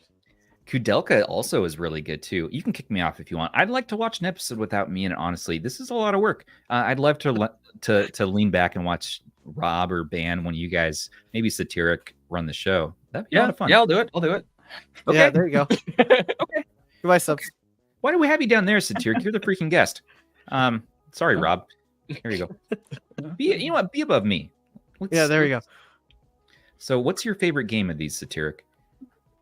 My favorite game? Yeah, these three options for this is going to be October game of the month. Which one would you maybe want to beat? I'd have to say Link to the Past. I'm a huge fan of the old school Zelda games. That's got to be my favorite. Link's Awakening was one of the first games that I ever played and fully beat. I loved that game. That game. So how did it take 5 years for our community to come together to vote freaking A Link to the Past as the game of the month? 5 years. How is that possible? I mean, there are still games that should be picked that haven't been picked so far. Also, Nintendo's ninjas, who are probably watching this live stream, if not now, then later, are definitely upset by this image. They're upset that we're celebrating their game and playing it for the month. We love their games so much. No, you will not have any fun. No games for you. Kudelka is probably my favorite of these three as far as ones I might want to tackle, just because this is one that I liked collecting. I was every time I bought big collections of retro games, I would buy them and purge them plenty of times in my life. But I always bought Kudelka because I love the box art. I've actually never played it, believe it or not. And that's funny. It looks kind of sweet, like Resident Evil survival horror aspects with maybe some RPG elements. It's called a horror RPG. It says right there. Okay. And Fatal Frame, I mean, it's just a good horror game. It's like my favorite horror game. So 8 hours, you can beat it. You take pictures of ghosts with your camera. Really good. Super spooky. All right. Well, Ban, do you want to announce the other announcement? Are you talking about handheld of the month? HH of the month. So we also do handheld of the month, HOTM. The vote is currently running right now and will be done in the morning because I might have forgotten to put up the vote until about noon today. We're a professional podcast and community. So it's okay. Wait, what are the choices? I missed this. So usually, for the most part, we give out like just single handhelds, but in the past few months, people have been offering up like categories of handhelds, which I think is fine as well. This month, you're looking at the Doot, yes, the PowKiddy V90, yes, the Retroid Pocket 2S, yes, the AYN Low-Key, and then the category handhelds are the Anbernic RGXX line or transparent handhelds, which with I got one of those with like October. October talking about like ghosts and everything. Someone's like, yeah, you could transparent handhelds. I like that. I like that transparent handhelds. That's a screen good protector is really nice now. Look at that settled in nicely, huh? Finally. Who's talking trash now, huh? There you go. Look at that. Right. This one counts. Right now, the 2 votes that are out in the lead are transparent handhelds in the RGXX series, with 23 and 24 votes respectively. All right, so go vote for that. I think that vote is still going, right? Yep, ends in 15 hours. You have 15 hours to vote for your handheld of the month. And what do people get if they play a game on it? Like, what's the end game for handheld of the month? We've been pushing more and more towards like, hey, you guys should play at least one of the game of the months on here. Okay, and then you get a point, and then you get sweet RH swag. I think that's something that's in the plans, is to start kind of integrating that together. That's a good idea. Like, could you get an RH pillow? I don't know if you can get the RH pillow just by doing that once, but you get an RH a little bit shirt or a bag or a teddy bear? I'd go for the teddy bear. Okay, sweet. Yeah, there it is. Hey, there you go. So it's on our Discord. Hop in the handheld of the month channel and vote for your favorite. We have the Duke transparent handhelds, PowKiddy V90, RGXX, Duke's losing 2S, and the Loki. But look at this, yeah. So the XX and the transparent. That makes me so happy. Yeah. Hey, you know what? Looks like I'm gonna put a vote in for transparent. Help make that a tiebreaker, or actually make it a tie. Yeah, that's what we're waiting on. That is very satisfying. And rest in peace, Loki. Bit of a shame. I'm nominating that every month. This is a satisfying and an addicting Discord server gameplay loop here. But what's also even more addicting, honestly, is this game I've been playing on every platform and handheld called Balatro. You might have heard of it. It's been on my x86, and now I'm playing it on my RP Mini, and it's on Android, and I can play it on my phone, and you can play it on your Apple devices, and it's $10 money well spent. I am actually very surprised. So when I saw Balatro first go up on the Play Store, it said 1+ download. And now they're up to 50,000 plus. That's amazing. I can't even understand that, because Google does like no advertising. They just don't care about games. They just don't advertise it. They don't show it anywhere. It's just like, yeah, that's amazing. Good on the community for giving awareness to this game. It's a very just addicting game, but it's just so well done. And you can play these rounds in 2 minutes, 3 minutes, and then you're done. But then you keep going back for more. Like, you never stop after 2 minutes. You never stop. Yeah, it's like, can I get another combo? And so you're like, can I fit an hour's worth in? Well, I get away with this with my family. Can I fit an hour in? And it's something you can play like while the kids are watching a movie, or like you're in line somewhere. You just quickly like, oops, doing good, and put it away when you're done. And the Joker cards are addicting to sort of collect. So just what an awesome game. And it's cool that the devs listened and said, okay, we're going to bring this to mobile. Let's get everybody on board. And there's no like loot crate boxes, right? There's no DLC. They don't take your money. Game. You buy it once, you get the full game. And $10 is a nice entry point for it. So, and it's part of Apple Arcade, I believe, on the Apple platform. So if you're a subscriber to that, it's free for you then, right? Yep, it's part of that subscription. So, okay. This is cool. This is good. This is good. This is good. This is good. I appreciate this. I like this. So beyond that, though, what games have we all been playing? I'll just mention one. The one I've been playing the most is honestly just Borderlands 3 with my wife. Co-op gaming. We've had some chances to connect recently, and it's been really nice, getting the kids down early enough. Like, let's make some conscious time to spend together while also playing a game that we both have always enjoyed together. And it's the first time I've played the third iteration. And dude, it is awesome. It is so well made. I know it got a lot of hate early on, but I am falling in love with the franchise fully. They added a lot of cool new features to Borderlands that I didn't even realize. I haven't played Tiny Tina really, but I'm very big on this one. So I'm playing with my wife and a few friends, and we're just kind of going through the missions. And it's cool how you can hop in and out of the game at any time too. It's a great co-op game. Great co-op game because someone can just hop out and say, I'm done for the day. Yeah. And I've been playing this one on. My wife and I played it. Oh, you guys like it too? My wife and I played it a back when it was brand new, and yeah, we loved it. Had a great time with it. Did 2 of the DLCs as well. Just really a lot of fun. I picked up the DLCs on a Humble Bundle recently. I'm like, I'm never gonna play this. I'm never gonna have time to play this game. And now I'm actually like, can I get more DLC? Like this is I want to get like the best gun. I want to get the best, grenades. And I'm playing as a Siren class, and she's just awesome. So we're having the time of our life, and we're getting at least half an hour in every day lately. And believe it or not, I've been switching between all my x86, trying to find the ultimate x86 handheld for myself. And I kind of want to sell a few of the others. I don't need this many. And I've been switching between the MSI Claw, the Ally X, Legion Go mainly because of the screen, and actually the 1X Fly. I actually bought a 1X Fly. It's beautiful. I'll show it to you on the next episode. But it is, it's probably the most performant of the handhelds and also is the smallest. But unfortunately for my hands, it's the most uncomfortable. So I'm leaning towards the Go, but it gets really hot in my hands eventually. So I start moving to the MSI Claw, where it has the best sound as well. I can't decide. And the Steam Deck OLED plays Borderlands 3 awesome, and it has an OLED screen. So what do I pick? Ban, what do I pick?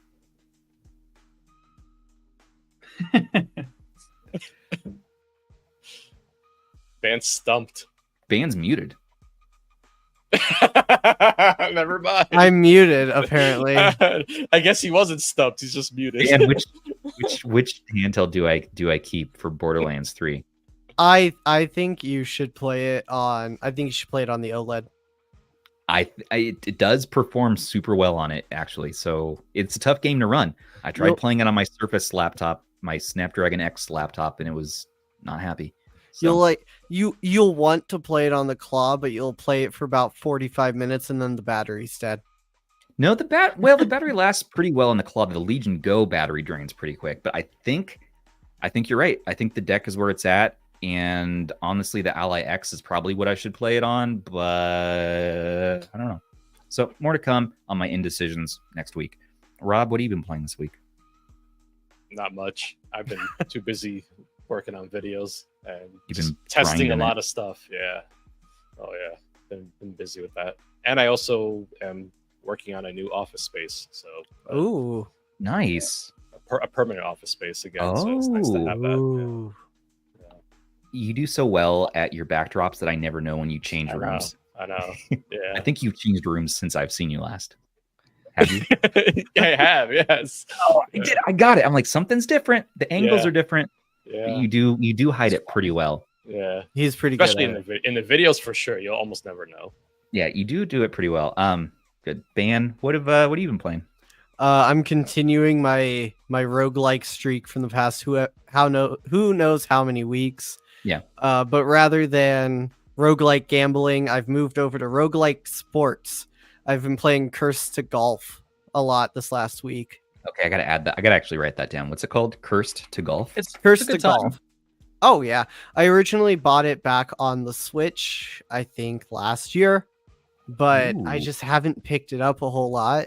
So I bought it on Steam from a Fanatical bundle, I think. Oh no. Everybody's giving away free Steam keys in RH because of that. That's bundle. true. That is true. It says it's playable. Man. It is. Okay. By the way, Ban swore that he's not buying at least the next bundle. I'm not. I have screen capture proof of that. I'm not. I think he's lying though. But yeah. What? Why, dude? Ban, do we need to have an intervention? Because right, that you buy these bundles and you're gonna get duplicates up your butt. I got on that train, and trust me, Dewey Cox, you don't want none of this shit. So I didn't realize I was coming into like an intervention here. Yeah, this is definitely intervention. Yeah, man, we gotta talk. We gotta let me get the serious music out. We gotta talk about guys. I'm playing games at least, unlike someone. Listen. Hey. No, I beat all 3 games of the month. They may be short, but I did it. I committed. we know that times get tough. We know that things are tough out there in the world. It's not everything's copacetic all the time. We know that purchasing things and getting that dopamine response from getting your value out of these digital assets brings you joy. Gimme. It feels great. You like the random roulette of it. I do too. Hey, I've been there. Okay, I've been there. Loves those gotcha mechanics. I know those gotcha mechanics. I've been there, man. I've been there. Hey, I've been there, friend. I didn't even know what a gotcha game was until like last week. Listen, I've been there, champ. Better for you. All right, I've been there, buddy. And we have to step in as your friends, your bestest friends in the whole wide world, and say enough is enough now. You have enough Fanatical bundles. See, when you get to the point, I bought so many that every bundle I bought, 100% of the games I already had in my library. 100%, not just 60, not 70. It got worse and worse and worse till you get 100% all the games. What are you going to do with those? You going to give them to somebody? But you spent that money. What is that money could have bought food for somebody, if not yourself, or more handhelds. Or one actual game that you'll play. You could have bought a big nugget. And anyways, all I'm saying is it's not too late to change. It's not too late to turn back, because I don't know what your draw ratio is like right now. I don't know if you're getting like 40% duplicates, 30% duplicates, but 10% is already too much. So stop while you're ahead. Switch to Humble Bundle only. I never get duplicates from Humble Bundle Choice. Affiliate link in our description. And I don't think that Fanatical even offers affiliate links. So just drop them. Oh, the straight face. I love it. I can't keep a straight face There's with no that. way. Look, I love you, man. I care about you. Buy more e-waste handhelds. You can buy more e-waste. Yeah, buy more e-waste. I'm trying to cut back on like the actual e-waste. I'm trying to cut back on the actual Didn't you just bundle. buy an X35 and There you RGB20 are. Pro? Shh. Be quiet. Did you buy that bubble butt? GKD bubble butt? How are you? Sorry. No, I'm sorry, man. I'm sorry. I care, and I don't want you to turn into AI ban. I don't need much e-waste. That transition was unreal. I just need this. Sonic in the shape of a Sonic handheld. And if you want to spend money, honestly, use Greg 9, Greg 15, Greg 20. There's lots of great e-waste. And who is Greg? Who is Greg? No, with that, honestly, Fanatical is pretty addicting. Actually, what was in that latest bundle? Where do I find that? Oh no, he's going. Which bundle is this? I'm just curious. Curious on. He's asking. I'm not going to buy it. He's asking for a friend. Was this? I'm not going to relapse. Don't worry. I'm not going to relapse. There should only. It's the ultimate mystery bundle. The ultimate? Yeah, they're saying AAA game packs to be found, but I don't believe it. How do you say no to that? It's the ultimate. Oh. That it? No. I own every one of these games, I am sure. But the thing with these bundles that get you, who has the time to go search in your Steam library? Do I have this game already? Do I have this game already? Do I have this game already? You go for 40 games. Well, on the bright side, money, but who has time for it? On the bright side, you can build your own Resident Evil bundle. Oh, really? Yeah, that's up at the top. No. You said you're not buying the next bundle. What you're doing? Yeah, I'm not buying this one. I'm not buying any of the Resident Evil games. We don't need this, man. None of us need this. Hey, so. if you're gonna buy from any of the bundles, you buy from the Prestige collection for September. Oh, how much is that? No, Control's a great game. Yeah, I got Control. Pretty I got. What else did I get? I got Saints Row. Hi-Fi Rush is a great game. Hi-Fi Rush and Thymesia. Yeah, Who I got. Doesn't own Skyrim by now? I mean, I bought Skyrim like 2 months ago. Dude, that Anno game's pretty good. If you Backpack Hero is in here, that's a good game. Sorry, I'm just vibing to our background music. Cool. I talked about that one like 2 weeks ago. All right, listen. That's all well and good, but I want to hear a Sadtiric's game. What have you been playing this week? We keep interrupting you, man. Yeah, I'm very sorry. You just got to talk over us. We get very excited. Next time I'll talk over you more. Thank you. Yes, please do. Please do. But You're yeah, very, very rude. Okay. I didn't realize that there was a lot of people playing this right now, but I jumped into Halls of Torment last week and I was really enjoying it. And then I saw that everyone else was playing Halls of Torment as well. It's What's that? It's a good time. It's Halls of kind of Torment. like it's kind of like Vampire Survivors, but a little bit more graphically demanding. Very, very similar kind of energy. Or if you haven't played 20 Minutes to Midnight. Ooh, Yeah, it's a good time. It's a good time. The Diablo vibes, dude. That is one of my go-tos on Android. I love that game. It's on sale. Yeah, 20 Minutes to Midnight. Very inspired. All of these. But yeah, Halls of Torment I've been playing. Sold. I've also jumped into the Metaphor demo as well as the Final Fantasy 16 demo on the Steam Deck. Oh, I heard that's good. Specifically because they say that they don't play well on them, but the Metaphor demo is running fine. I haven't done too much on Final Fantasy 16 yet. Pretty demanding. I had to switch over to my AliEx for that one. Well, my wallet can't keep up. I heard it was running like 20 FPS. It's pretty demanding, yeah.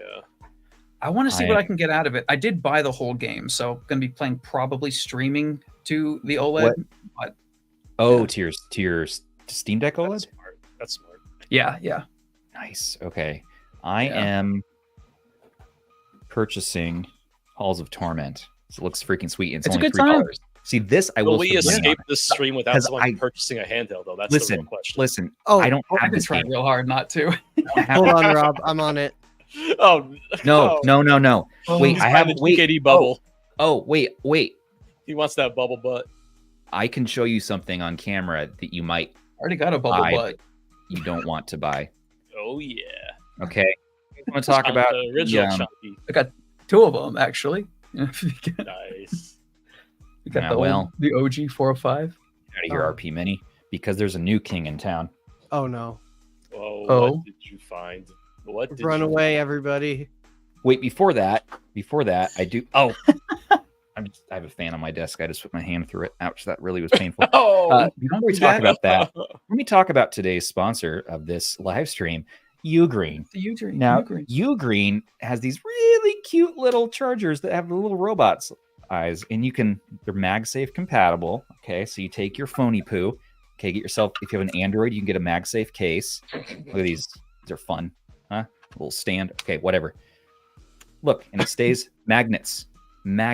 How do they work? Listen. Okay, you flip that up. This is called the Ugreen Uno. What is it? Ugreen. This is not the final packaging. Ugreen Uno 2-in-1 magnetic charging station, 15 watts. Okay. You put your phone or an iPhone. Look at that. And you put it by your nightstand. I've been using this for the last few weeks. Yeah, remember when we met the folks at Ugreen? We did. They were so happy. They really were. We have a classic picture from Ugreen.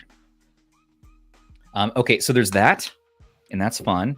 And my wife definitely is just a little weirded out by the little face that looks at us while we sleep.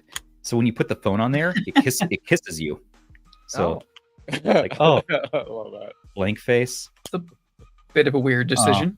That's how you know it works. It's not too heavy. Pretty good ergonomics. And it has these buttons on the side that don't actually, I don't think they do anything. They just they're there. Good. They also have this Ugreen Uno RG, which is a 4-port robot GON fast charger that has 100 watts. This one I'm not plugging in because I need an outlet directly here, but it has an outlet under its feet, and it looks like the little robot from Star Wars, but it also has cute faces that light up depending on what you plug into it. So there is a, come on camera, there is a USB-A port and then 3 USB-C ports of varying capacity, and it's cute, and they're available in our description if you're interested, and they're on Amazon and all the places. Very cool. Very cool. But I need to go get, and I pivoted to that because I didn't have that PowKiddy ready. I have it in the other room, so I'm going to go grab it while you all discuss today's sponsor, Ugreen. I kind of like the lavender one in the bottom right. Yeah, Zoo has a story about meeting the Ugreen folks. I'll let Zoo tell that story at some point or another. Yeah. There was a reason why they were really happy to meet us. Wait, what is that other one? Oh. Look at those colorways. The lavender is great. I love it. I like this one. Whoa. Oh, that's cool. Nice. Yeah, like a little. It's pink on top. It's got the like white helmet style, and the little guy's blue. Yeah, I like it. I like it. I think that one's. I like that one the most actually. 35% off coupon code on their website. Ugreen makes cool stuff. I usually use them though for cables traditionally, and I'm just now getting into their chargers. They have a Steam Deck dock. They have these and power banks. But I just love that they have these cables that tell you a readout of what the actual output is on this little LED screen. Have you guys seen this one? Yeah, I've seen that one. I love that. Like that. I'm glad that feature is coming to more cables. Right? Oh yeah. I've got a couple that do that, but I don't think mine are Ugreen. I didn't know that they sold those. I think I'm gonna have to get one like that now. Let's see. And can we switch to my face camera? I'm gonna pull this OBSBot down. Oh. Ah. You see this, Sony? What? Where did Stubbs go? Oh. Where is it? Is it showing? And the little gone charger thing has a little face on it as well. You seeing that? That's funny. That's amazing. Okay, that's all I wanted to show you. Ugreen said everything needs a face. Everything, the Uno line, everything needs a face. That's their tagline, maybe. Anyways, thanks to Ugreen for sending those over. I have really been enjoying them. Okay, so I bought some e-waste at Band's recommendation. I did not. You can blame Andrew. He bought it. Oh, that's funny. Whoever you want to blame for this happening, we're going to unbox it real quick together. Is that a magnetic flip case they got there? It is. So what immediately impressed me premium about the PowKiddy, which you can only buy this on their website. It is also in the description, but definitely wait for my thoughts on it before you try clicking on that, because what immediately impressed me about this is the packaging. Watch. Satisfying. Snap. You seen this? Okay. Yeah, that's a page right out of Retroid's book. Wow. PowKiddy knows a good snap. Okay. Once you get inside, things become a little bit more disappointing, though. So you open it up. I love the face. And I can never unsee the face. It's ridiculous. It looks so upset. You're met with... I just keep thinking like Bender or something. I can't. Angry you're met with this. Yeah. So it stares at you, and I immediately said, no, I don't know about this. Why? Who makes this? Why? Is it really a PowKiddy device? But I guess it is. PowKiddy claims it's friends of PowKiddy, but I see PowKiddy on the box, so I think it's very PowKiddy friendly here. I mean, this is just looks... but that was my first impression. Okay, when I unboxed it. What? Are those triggers different sizes? So it has ergonomic backing. Dude, there's gonna be so many accidents. Oh no, dude! No! It's Stubbs' thumb's size. Look at this. It's like the size of my thumb. Oh my gosh. Oh man, it's huge. Yeah, it's great. So I actually like the ergonomics. Finally made a handheld for you. I like the ergonomics on it, and it has ribbed backing. Wow, really nice. Yeah, for our pleasure, it's really nice. And it's like the RGB20. They put the sticks back up top, which isn't my favorite spot, except for this particular design, this exact handheld right here. I actually do enjoy the placement of these sticks for some silly reason. What? And hold on. I'm holding. And it does have the PowKiddy classic face buttons, which work well, if not a little bit even more satisfying than like the RGB30. You have a quiet clicky. They did a quiet clicky start and select. You have a front firing robot face speaker. And the star of the show on this one is this pivoting D-pad. Kind of satisfying. You have headphones 3.5 out. You have USB-C up top and out the bottom, and a little mini HDMI. HDMI. They made the most mini HDMI. It's a mini, yeah. Why? It's not exciting. It has a SD card on the left, SD card slot on the right. They really spread out those ports. And that's not all. But wait, there's more. Thanks. Whoa, look at that. Look at the boot up screen. The ninja's back. The nubs. Unfortunately, yes. Everyone almost the Retroid nubs almost fit. So close. I think this will use the Switch size though. Yeah. Yeah, the Switch size should fit on this. Are they standard? Just I think they're. sticks? I believe that they're Hall sticks. Oh, It has the usual Hall stick. Look at that! Look at that cap on it, though. It looks different than the usual stuff they do. See, now it has like a. Oops. and it's gone. Don't worry. Don't worry about that.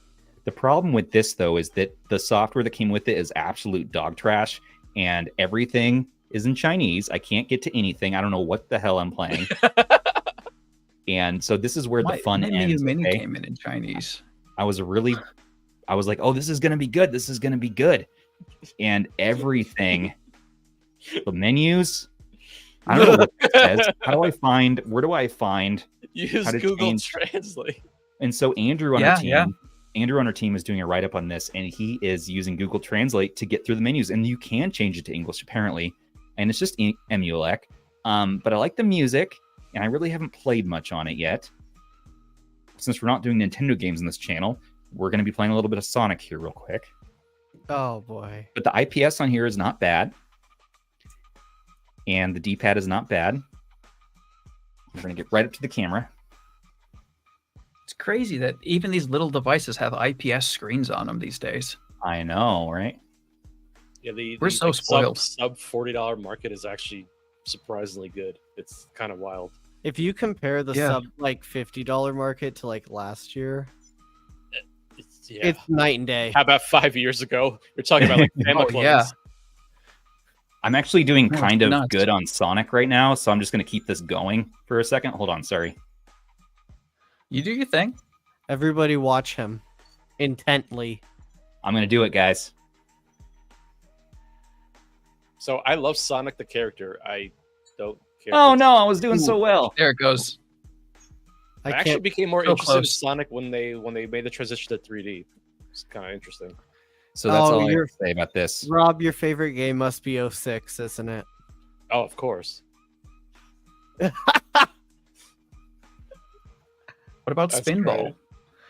I actually like the spin-off games. I do like the spin-off games. Hey, that's me. And I'm not in dark mode. That's so weird. That is weird. Sadtiric, let's talk about you, man. Sure. You started on YouTube, what, about a year ago? I started getting into the handheld scene a little over a year ago, yeah. Yeah. You, my friend, have just some awesome live streams that I've been enjoying. You taught me how to go and mod some of these like Miu Mini Pluses and handhelds that I haven't had the time to mod. I'm like, oh, let's watch your stream. You also did what, the 40XX as well? I did a stream on this one. I didn't do any mods to it yet, though. Okay.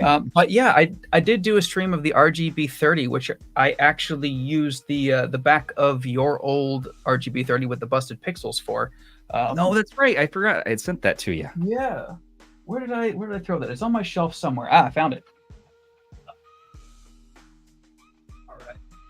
So yeah, I did some modding here, which I mean, as you can tell here, it's got the traditional faceplate, but it's got yeah. Hey, maybe you could print up a shell that does fit the Anbernic RG35XX SP. It's funny. I got these shells off of AliExpress because I needed some extra something to get some shipping discount or something. So I got one for this and for the 35XXH, aka the Zazbizzle. The Zazbizzle. Indeed, right. Indeed. .com. Oh yeah. Hopefully Rob doesn't, or hopefully Russ doesn't have to go there though. I'm actually going to be doing the OLED mod to this on a live stream as well. Shem says that that's a bold move, but I'm going to do it. It's going to be fun. That's fair. Yeah, I believe in you. I think that's going to be special. That'll be good. So you, my friend, have been doing the YouTube thing, and you're closing in on what you're trying. You're almost at your first 1,000, right? Yep. It's always the hardest from what I hear. 590, and you have an interesting backstory too. You actually are a cancer survivor. Yes. Who also champions with autism and ADHD, like myself. ADHD. Hey, let's do it. Let's pivot. Indeed.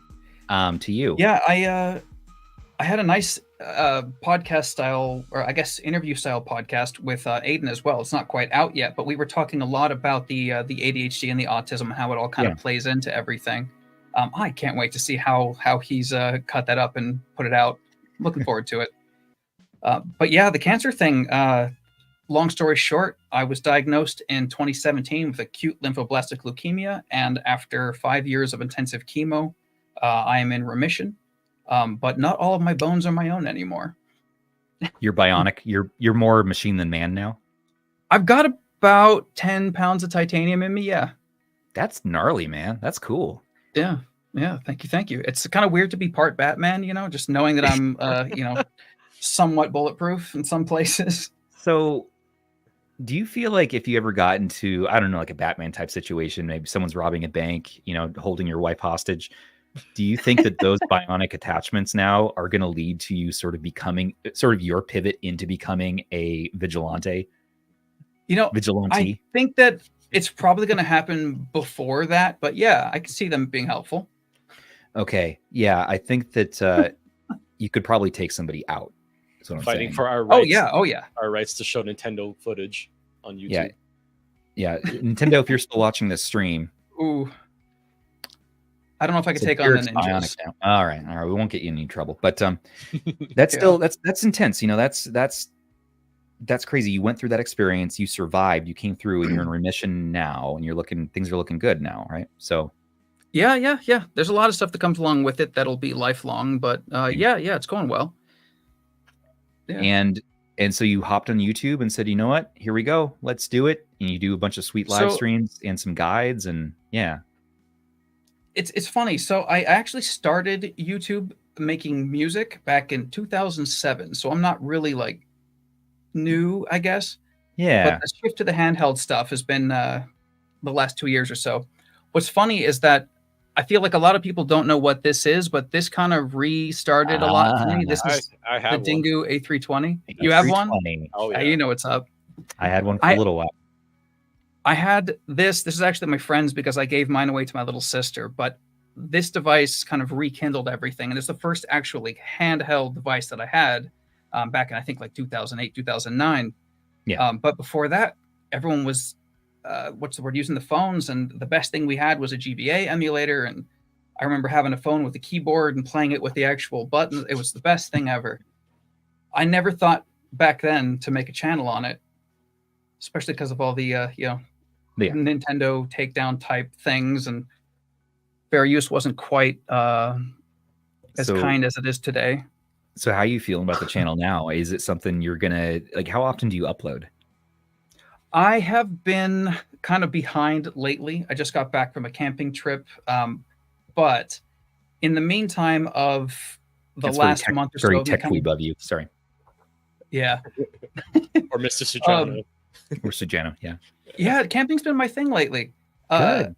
Yeah, get out there. Get healed by nature, man. I just got the 406V. I've got my second SP coming in soon, the green one with the new buttons. I really wanted that pink, like Crystal was mentioning before, but they turned the pink into red, and it is what it is. The green's the next best one.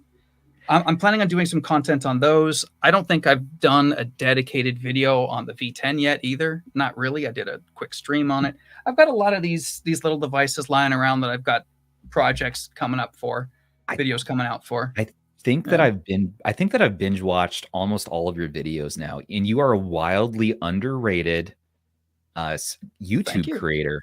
Like, let me be real. And that's why, again, like come on the podcast, man. Like, we should highlight you because people don't understand how good this guy's content is. And you really just have the way you explain things and the feel that you have for the devices and sort of how you integrate the story of, just your own life into this and your background and just, how you present yourself. It's really good. And so I recommend everybody, please do us a favor, but more than that, do Alex Sadtiric here a favor and give him a subscribe. We almost have 400 people right now live. We almost have 400 people live. Hey.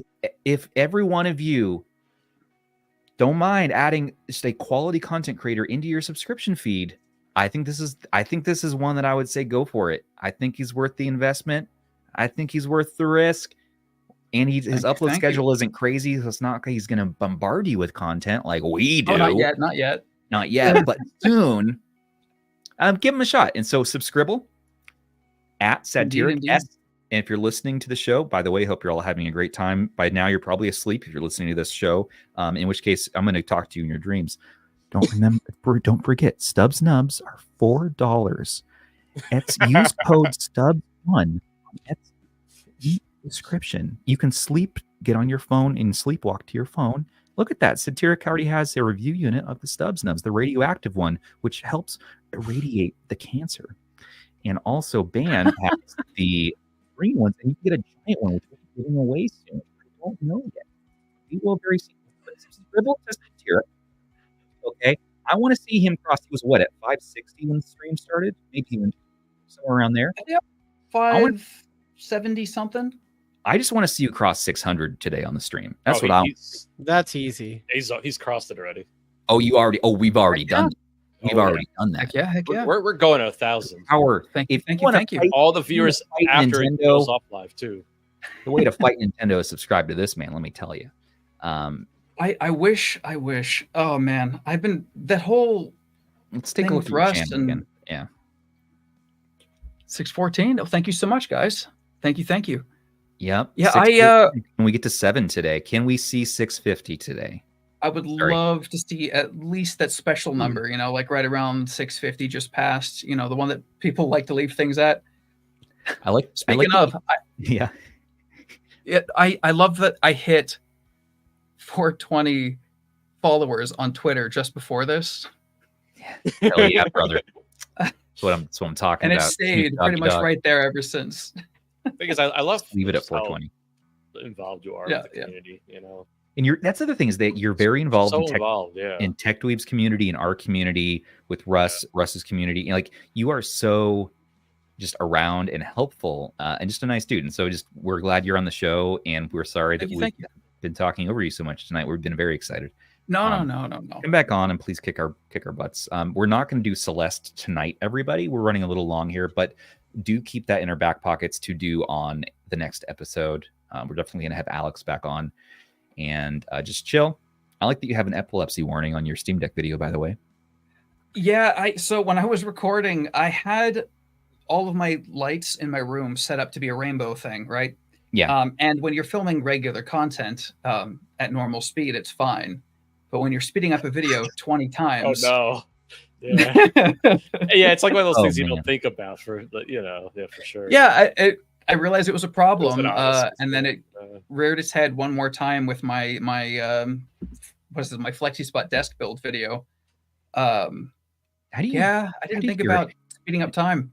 How do you get your hair cut like that? Like I kind of do a little bit of the high and tight as well, but how do you do that clean line? Do you do that yourself, or do you go somewhere? Look at that mustache. Yeah, actually. Wait, let me see that man's mustache full size. Sorry, continue. It's funny. Stubbs is so someone had said at the beginning now. You're doing like a little bearded dudes. I'm normally clean shaven, but I figured to join, the handheld community, I have to have, facial hair. It's like it's all bearded white dudes, right? You know who you look like? Thing. You look like Val Kilmer in Tombstone, and it's badass. Fully badass. That's awesome. That's good. You've seen? Look at this. Look at this. I went to Ren Fair around the time that I recorded this, and somebody stopped me, complimented my mustache, and gave me a hug. I wish that was like it happened twice that day. Actually, it's the funniest thing. Come see. Yeah, it goes out pretty good. Yes, I want to give you a hug too. So come down to Vegas. I can't confirm this. One of these days. Is a good hugger. Dude, I'm the best hugger. I think that's one. That's he one slapped skill. my ass, and Tech Mommy's not happy about that. I put all my skills. Put all my skills in a live stream and hugging. It's a slapping asses. Oh, I put all my skills into dumb shit. It's my Discord tagline, and it's very true. My God, I swear, I do so much of this stuff. You spend so much time setting stuff up. Like the cryo utility is super helpful. I did. I was actually talking to Cryobite at the time as well. Dude's incredibly friendly, really supportive, nice guy. But yeah, I was asking him some questions. I had some questions that no one else knew the answer to about modding the Steam Decks here, because this is, you know, the OLED, but I've got the what is it? I've got the thermal paste swap. I did the back plate, but at the time nobody knew if, you know, the back plates would fit properly on the OLED. And I went and found a for one. Goes from ever since. Oh, you're becoming a little more bionic now. Hold on, your ligaments are taking over. Sorry. Oh. Cut out. Oh no. Hello? Hello? Excuse me? Hello? Can you hear me now? Hello? Is he going out, or am I? You're going out. We're losing you. Oh no. Producer Sony! I don't think so. Producer Sony! Sony, bring him back. Fix the internet. Nintendo has infiltrated us. Oh, and he's gone. Subscribe. Just got ninja. He got so many subscribers that he blipped out of existence. Subscribe to @Sadtiric. That is spelled @SADTIRIC. We will miss him. He was good. He is now no longer with the stream. Hopefully he comes back very soon. Oh, he's back already. And welcome back to the show. Okay. Wow. Hey, you're good. Look, Nintendo tried to take what you happened? down, but I don't know. So weird. I think Nintendo tried to take you down. Nintendo won't get me. The little router rebooty poo. They're like outside of your building, like unplugging things just to see if they can get it down. It's so strange. So in order to not have these issues happen, I reset the router and the modem. And we're supposed to be getting fiber next month. I'm so excited for it. But I've got gigabit Ethernet here. It should be better than this. I've got a 6E router and everything. It's okay. I had the same problem. I have fiber, gigabit, everything, and I had to go hardwired. Just be honest. Did Nintendo have you in a dungeon for years, but in our time only seconds passed? That reminds me of a story that I can't tell here, but no. Okay. Oh man, it's been a good show. It's been a good show. It's been fun. Are you at? Because we can't stop the stream until you're at least 650 subscribers. Are we at 650? Can we confirm? 630. Oh, hey, I guess we're gonna keep talking. I guess we're gonna keep having this show, everybody. Huh? Guess that's let's see. Gonna happen. I also do talk about controllers. I talk about controllers. I've got the what is this? The KK Max. Got King the Kong new Max 3 Shift. Ooh. Xbox controller.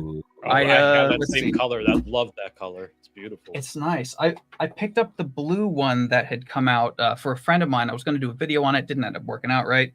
But Elite Series 2 is definitely the go-to for me. Oh. Color. Oh. Yeah, thank you. It's it was a choice. I need that actually. I enjoy it a little bit. I have two of those. I got the aftermarket. Oh, the tall stick. Oh, you did. Nice. Yeah. Have you done the customization thing on the Microsoft Store? Is that how you made that? Yes. I did that too. It didn't cost any extra at the time. I got a sale for it. Yeah. Okay. Yeah, I think I love doing that. I made a bright green one, and then like an army green one. So with gold, everything. Very nice. Yeah. Very excited. I made a couple different things. I've got a couple more controllers up on the wall there too. But yeah, 8-Bit Don't make some good stuff. I tend to check those out. I just got the cracked Nitro deck. I got them when Kevin Kenson was talking about them, and that was probably one of my most popular videos, is talking about the Nitro deck. I had some good things to say, some not so good things to say. But overall, everybody pretty okay. has an opinion. Yeah, that's fair. Yeah, that video did pretty well for you. I didn't watch the whole thing, but it's okay. There was a lot of random stuff from that. I was learning some editing processes. But I just ordered the new one with Wii U style sticks. So, and Team Retro wants to know, actually, your internet connection, why are you like this? Like, why are you frozen right now? Why is your internet connection like this? Oh, no. He's going again. Lose them again. Did I freeze again? We're going to have to... Hello? Oh, no. Quick, okay. Rob, distract them. Question. Question for the panel. Why is Nintendo doing this? What's the end game? Great question. They're doing this because they're assholes, okay? Because they're buttholes and they suck. And they're upsetting me and they're upsetting our friends too. So they need to stop. Bad. But for real point, the real thing is they're doing this because they don't want emulation to win, because they lose money and they don't want content creators making money on top of their IP. So they be jelly. They want that money. That Riz Skibbity Ohio Sigma. I'm gonna leave if you do that again, Stubbs. Sorry, but Zoo won't let them take away his best friend Russell. Simu Houdini off YouTube if they take RGC. Okay, all right. I was just going through our questions while you're waiting for you because your internet said nope, no more, and then they took you away from us again. TechDweeb says if I have to endure one more stream without a custom member. TechDweeb, the awesomeness of TechDweeb made us a RH member icon pack. Okay, so you get to unlock, as we unlock icon pack things, all TechDweeb drew us a bunch of customer artwork, and I'm really excited to debut that. So I'm going to talk about that soon, but not today. I didn't have time. Sue wants to know, Sadtiric, what's your favorite butt rock band? Oh God! And why is it Hot in the Rain by Revis? Favorite butt rock band? Man. We can't end the stream, by the way, until he hits 650 subs. We're at 636. Just wanted to say that. Okay. There's so many. And you're a musician. You and I talked about music the other day, and you and I talked about a little bit about butt rock. So I know you're huge on Creed. Go with Creed. I think I gotta go with Creed. Yeah, Take Me Higher, man. Classic. Yeah. Indeed. The movie, Treasure Planet, the intro for that one. I think that was Creed. Yeah. Yeah. Oh. Yeah. Man, that gets me. Gets me in tears to this day. Yeah, you can't say Nickelback though, because people get upset. Yeah, I know. You know what? Nickelback, they get a bad rap. They had some bangers later on. The early stuff gets overplayed. They did have like 2009, 2010. Have you heard the 2010 album? The drums on that album, dude, huge drums. So we got to talk about that. As far as production goes, they did a good job. It's just the fact that the lead dude's a little bit iffy. What kind of music do I play? Yeah, so question here. What kind of genre of music do you play? Because you got some guitars there, we can see. I do. I play mostly like rock, new metal type stuff, that kind of genre of stuff. But I'll go and cover some David Bowie type stuff. A little bit of everything, really. I just don't do country, but pretty much everything else. It's like me, basically. Yeah, country. I don't often do a lot of country myself, but there's some good country stuff too, especially like older, like Johnny Cash, Willie Nelson, all that. Oh yeah. That's cool. Well, check out, where do we find your music, by the way? We're at 640 subscribers now. We got 10 more to go. 10 more to go, everybody. Then you can all go home. So I've got a second channel, Sad Guitars. I'm going to be changing it to Sad's Music, because as you can maybe see, I picked up a drum kit. Was that? Can I hear you now? We're losing him. We lost him again. We don't know where to find his music. I'm going to Google. I told you to switch service providers. What the heck? Googling. My bad. Should have switched to Mint Mobile. Are we still doing them, or what's going on with Mint Mobile? Yeah, I think we had Mint Mobile as a sponsor still. Zoo is managing our sponsor relationships. I don't know what's going on. We have Ugreen, we have Mint Mobile, we have Aura Security. That's Aura Security, not Oral Security. And we also have, I don't know, so many. Welcome back to the show. So we just want to know, where do we find your music, man? I want to go check out your tunes. So my second channel is at Sad's Guitars, but I'm going to be changing it to at Sad's Music, because I just got a drum kit and a keyboard and a bass, and I'm planning on getting more into the other instruments too. Is that at Sad's Guitars all one word? I can't find it here. It's at Sad underscore guitar. Sad's underscore guitars. Ooh. Indeed. And it's very small. It's very, very, very small. I'm just kind of starting out over there. I used to play guitar a lot. Took a long break. I'm relearning currently. So that's kind of my arc where I'm at with that whole thing. This is rad. You're playing Pokemon songs on your guitar, like Pokemon. Yeah, I wonder how long that's gonna last. That's cool. And you're doing guitar change out work. You're doing Death by Paper Cut. Maybe that's an original song, right? That was old school back in 2007. That was the name of my one-man band. Yeah, Death by Paper Cut. Check this out. That's too funny. Ooh, chunky. I was 17 when I recorded that stuff. Better than what I did. Literally half my life ago. I was doing Blink-182 cover songs at that point in my life. It was not good, but this is this is not too bad, man. Sorry, I'm just purchasing that game you told me to buy earlier. Halls of Torment. Halls of Torment. It's a good time. Getting that too. Yeah. Yeah, I'm gonna buy $3. Let's do it. I'm probably gonna grab it too. So check out @sads_guitars. But how's those subscribers looking right now? Where are we at right now? 640. We're at 640. Okay, can we get to 650? Come on, Ben, use your alt accounts. What are you waiting for? All right, I got it. Come on, get those alts. I'm almost kind of glad that we ran out of time because doing the Celestathon with internet chopping out, that would have been kind of rough. Kind of hard to keep track of stuff. That's perfect. You just swap in, just video footage of it and you're good to go. Yeah, right. I'll make sure to. Oh no. See? He's phasing. He got to the part in Celeste in 15 seconds. All right. So I don't want to keep fighting the internet here. Some trying to be the final boss of us, but we won't let it. Well, check him out at Sadtiric on YouTube. For the next one. And on the next one we'll get the bandwidth stuff figured out there and freezes, and that's okay though. We deal with this all the time. We are a live show, and so we are used to getting creative with kerfuffles. Oh, and he's gone again. That's all good. Just to let you know, he's at 645. 645. We might get to 650 before I hit the end button because I was about to do it. And he's phasing in like between realities. Yeah, he's going to the Nintendo dungeon. They're taking him down. He's not talking about his experience. I get it. It's traumatic.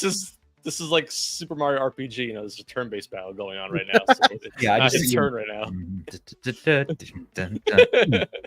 Why is it in Super Mario RPG when you do damage, it's like 1 or 2 points? It's not very satisfying. When you play like an anime RPG, it's like you're doing 1,000, 8,000, 9,000. Oh my god! Welcome back, Alex. Missed you, man. That was good. Hey, so we are going to wrap up here, but just wanted to let you know that you're now at 645 subs. So we're getting I'll take it. Appreciate you guys. I can't end the stream. I can't do it. 646. 4 more. 4 more. Come on. More. You all 647. Come on, Stubbs will not 648. be able to sleep at night. 648. 648. 649. 649. Wow. 650. 650. Hey. We've never failed a guest. We have never failed a guest when we hit a goal. When we hit a target, we got time we've made Crystal over 1,000. I'll never forget that. That was awesome. I thought we were going to fail you today. Awesome. I won. No. Subscriber. Not today. Never again. And it's going to keep going. People watch this video on demand. Thank you, everybody, for your subscriptions to him. But you know what? He's not the only creator on the internet. He's great and everything, but also these old guys are okay too. And go ahead and we thank you for watching us. And go ahead and like, comment, and subscribe to stay in the know for all of your favorite retro handhelds and news about us. And also, we have some patrons and all that good stuff. And we appreciate you all being our patrons and joining our patrons Discord Premium or YouTube membership program only starts at $3 a month, which is cheap. That's less than the cost of Halls of Torment, which I was just forced at gunpoint to buy, but I bet it's going to be awesome. It's going to be good. And join us next week where we have, oh no, I don't have the Discord open again. When will my ADHD? I'm on it. Come on, I do the show pretty well in the last 5 clutch. minutes. My brain just falls out of my head. Oh no, what just opened? Oh no, is it the dungeon? No, I got it. Next week, currently we're bringing back Mikey. Oh, we're doing some Mikey sats. Oh, that's gonna be interesting. Be fun. Again, him and I are gonna be in here. Okay, we're gonna do a no guest episode. We're gonna have a RH family episode, bromance, and maybe we can play some Celeste as well. And Alex is phasing in and out of the Nintendo Dungeon reality. Look how he's frozen though. He's very wise. Very wise. Very wise. And then jazz hands. No, he popped back in. He popped back in. That's a magic trick. Well, until you guys are too much. I love it. Okay, let's end the show. We'll be back next week, and I hope you all have a wonderful evening out there, wonderful day, whatever you might be doing. If you're out in the eastern part of the United States, I really, really feel for you, and just do something fun. You know, hopefully you still have your handhelds with you and some power banks. You can maybe get through your backlog right now while your electricity's off, and you don't need to have poopy water. Get some water from drive out of town, get some good water from the local reservoir or the river, maybe. I don't know. We can talk about survival strategies by somebody who's an actual expert, not me, soon enough. But until then, I'll shut the hell up. And this has been Stubbs with Retro Handhelds. Thanks for joining us, everybody. On behalf of Ban from Ban Unboxed, the Retro Tech Cat, and at Sadtiric. Good night, everyone. Good night, everybody. We love you. Good night, everyone. See you next time. Take care of your handhelds. Take care of each other.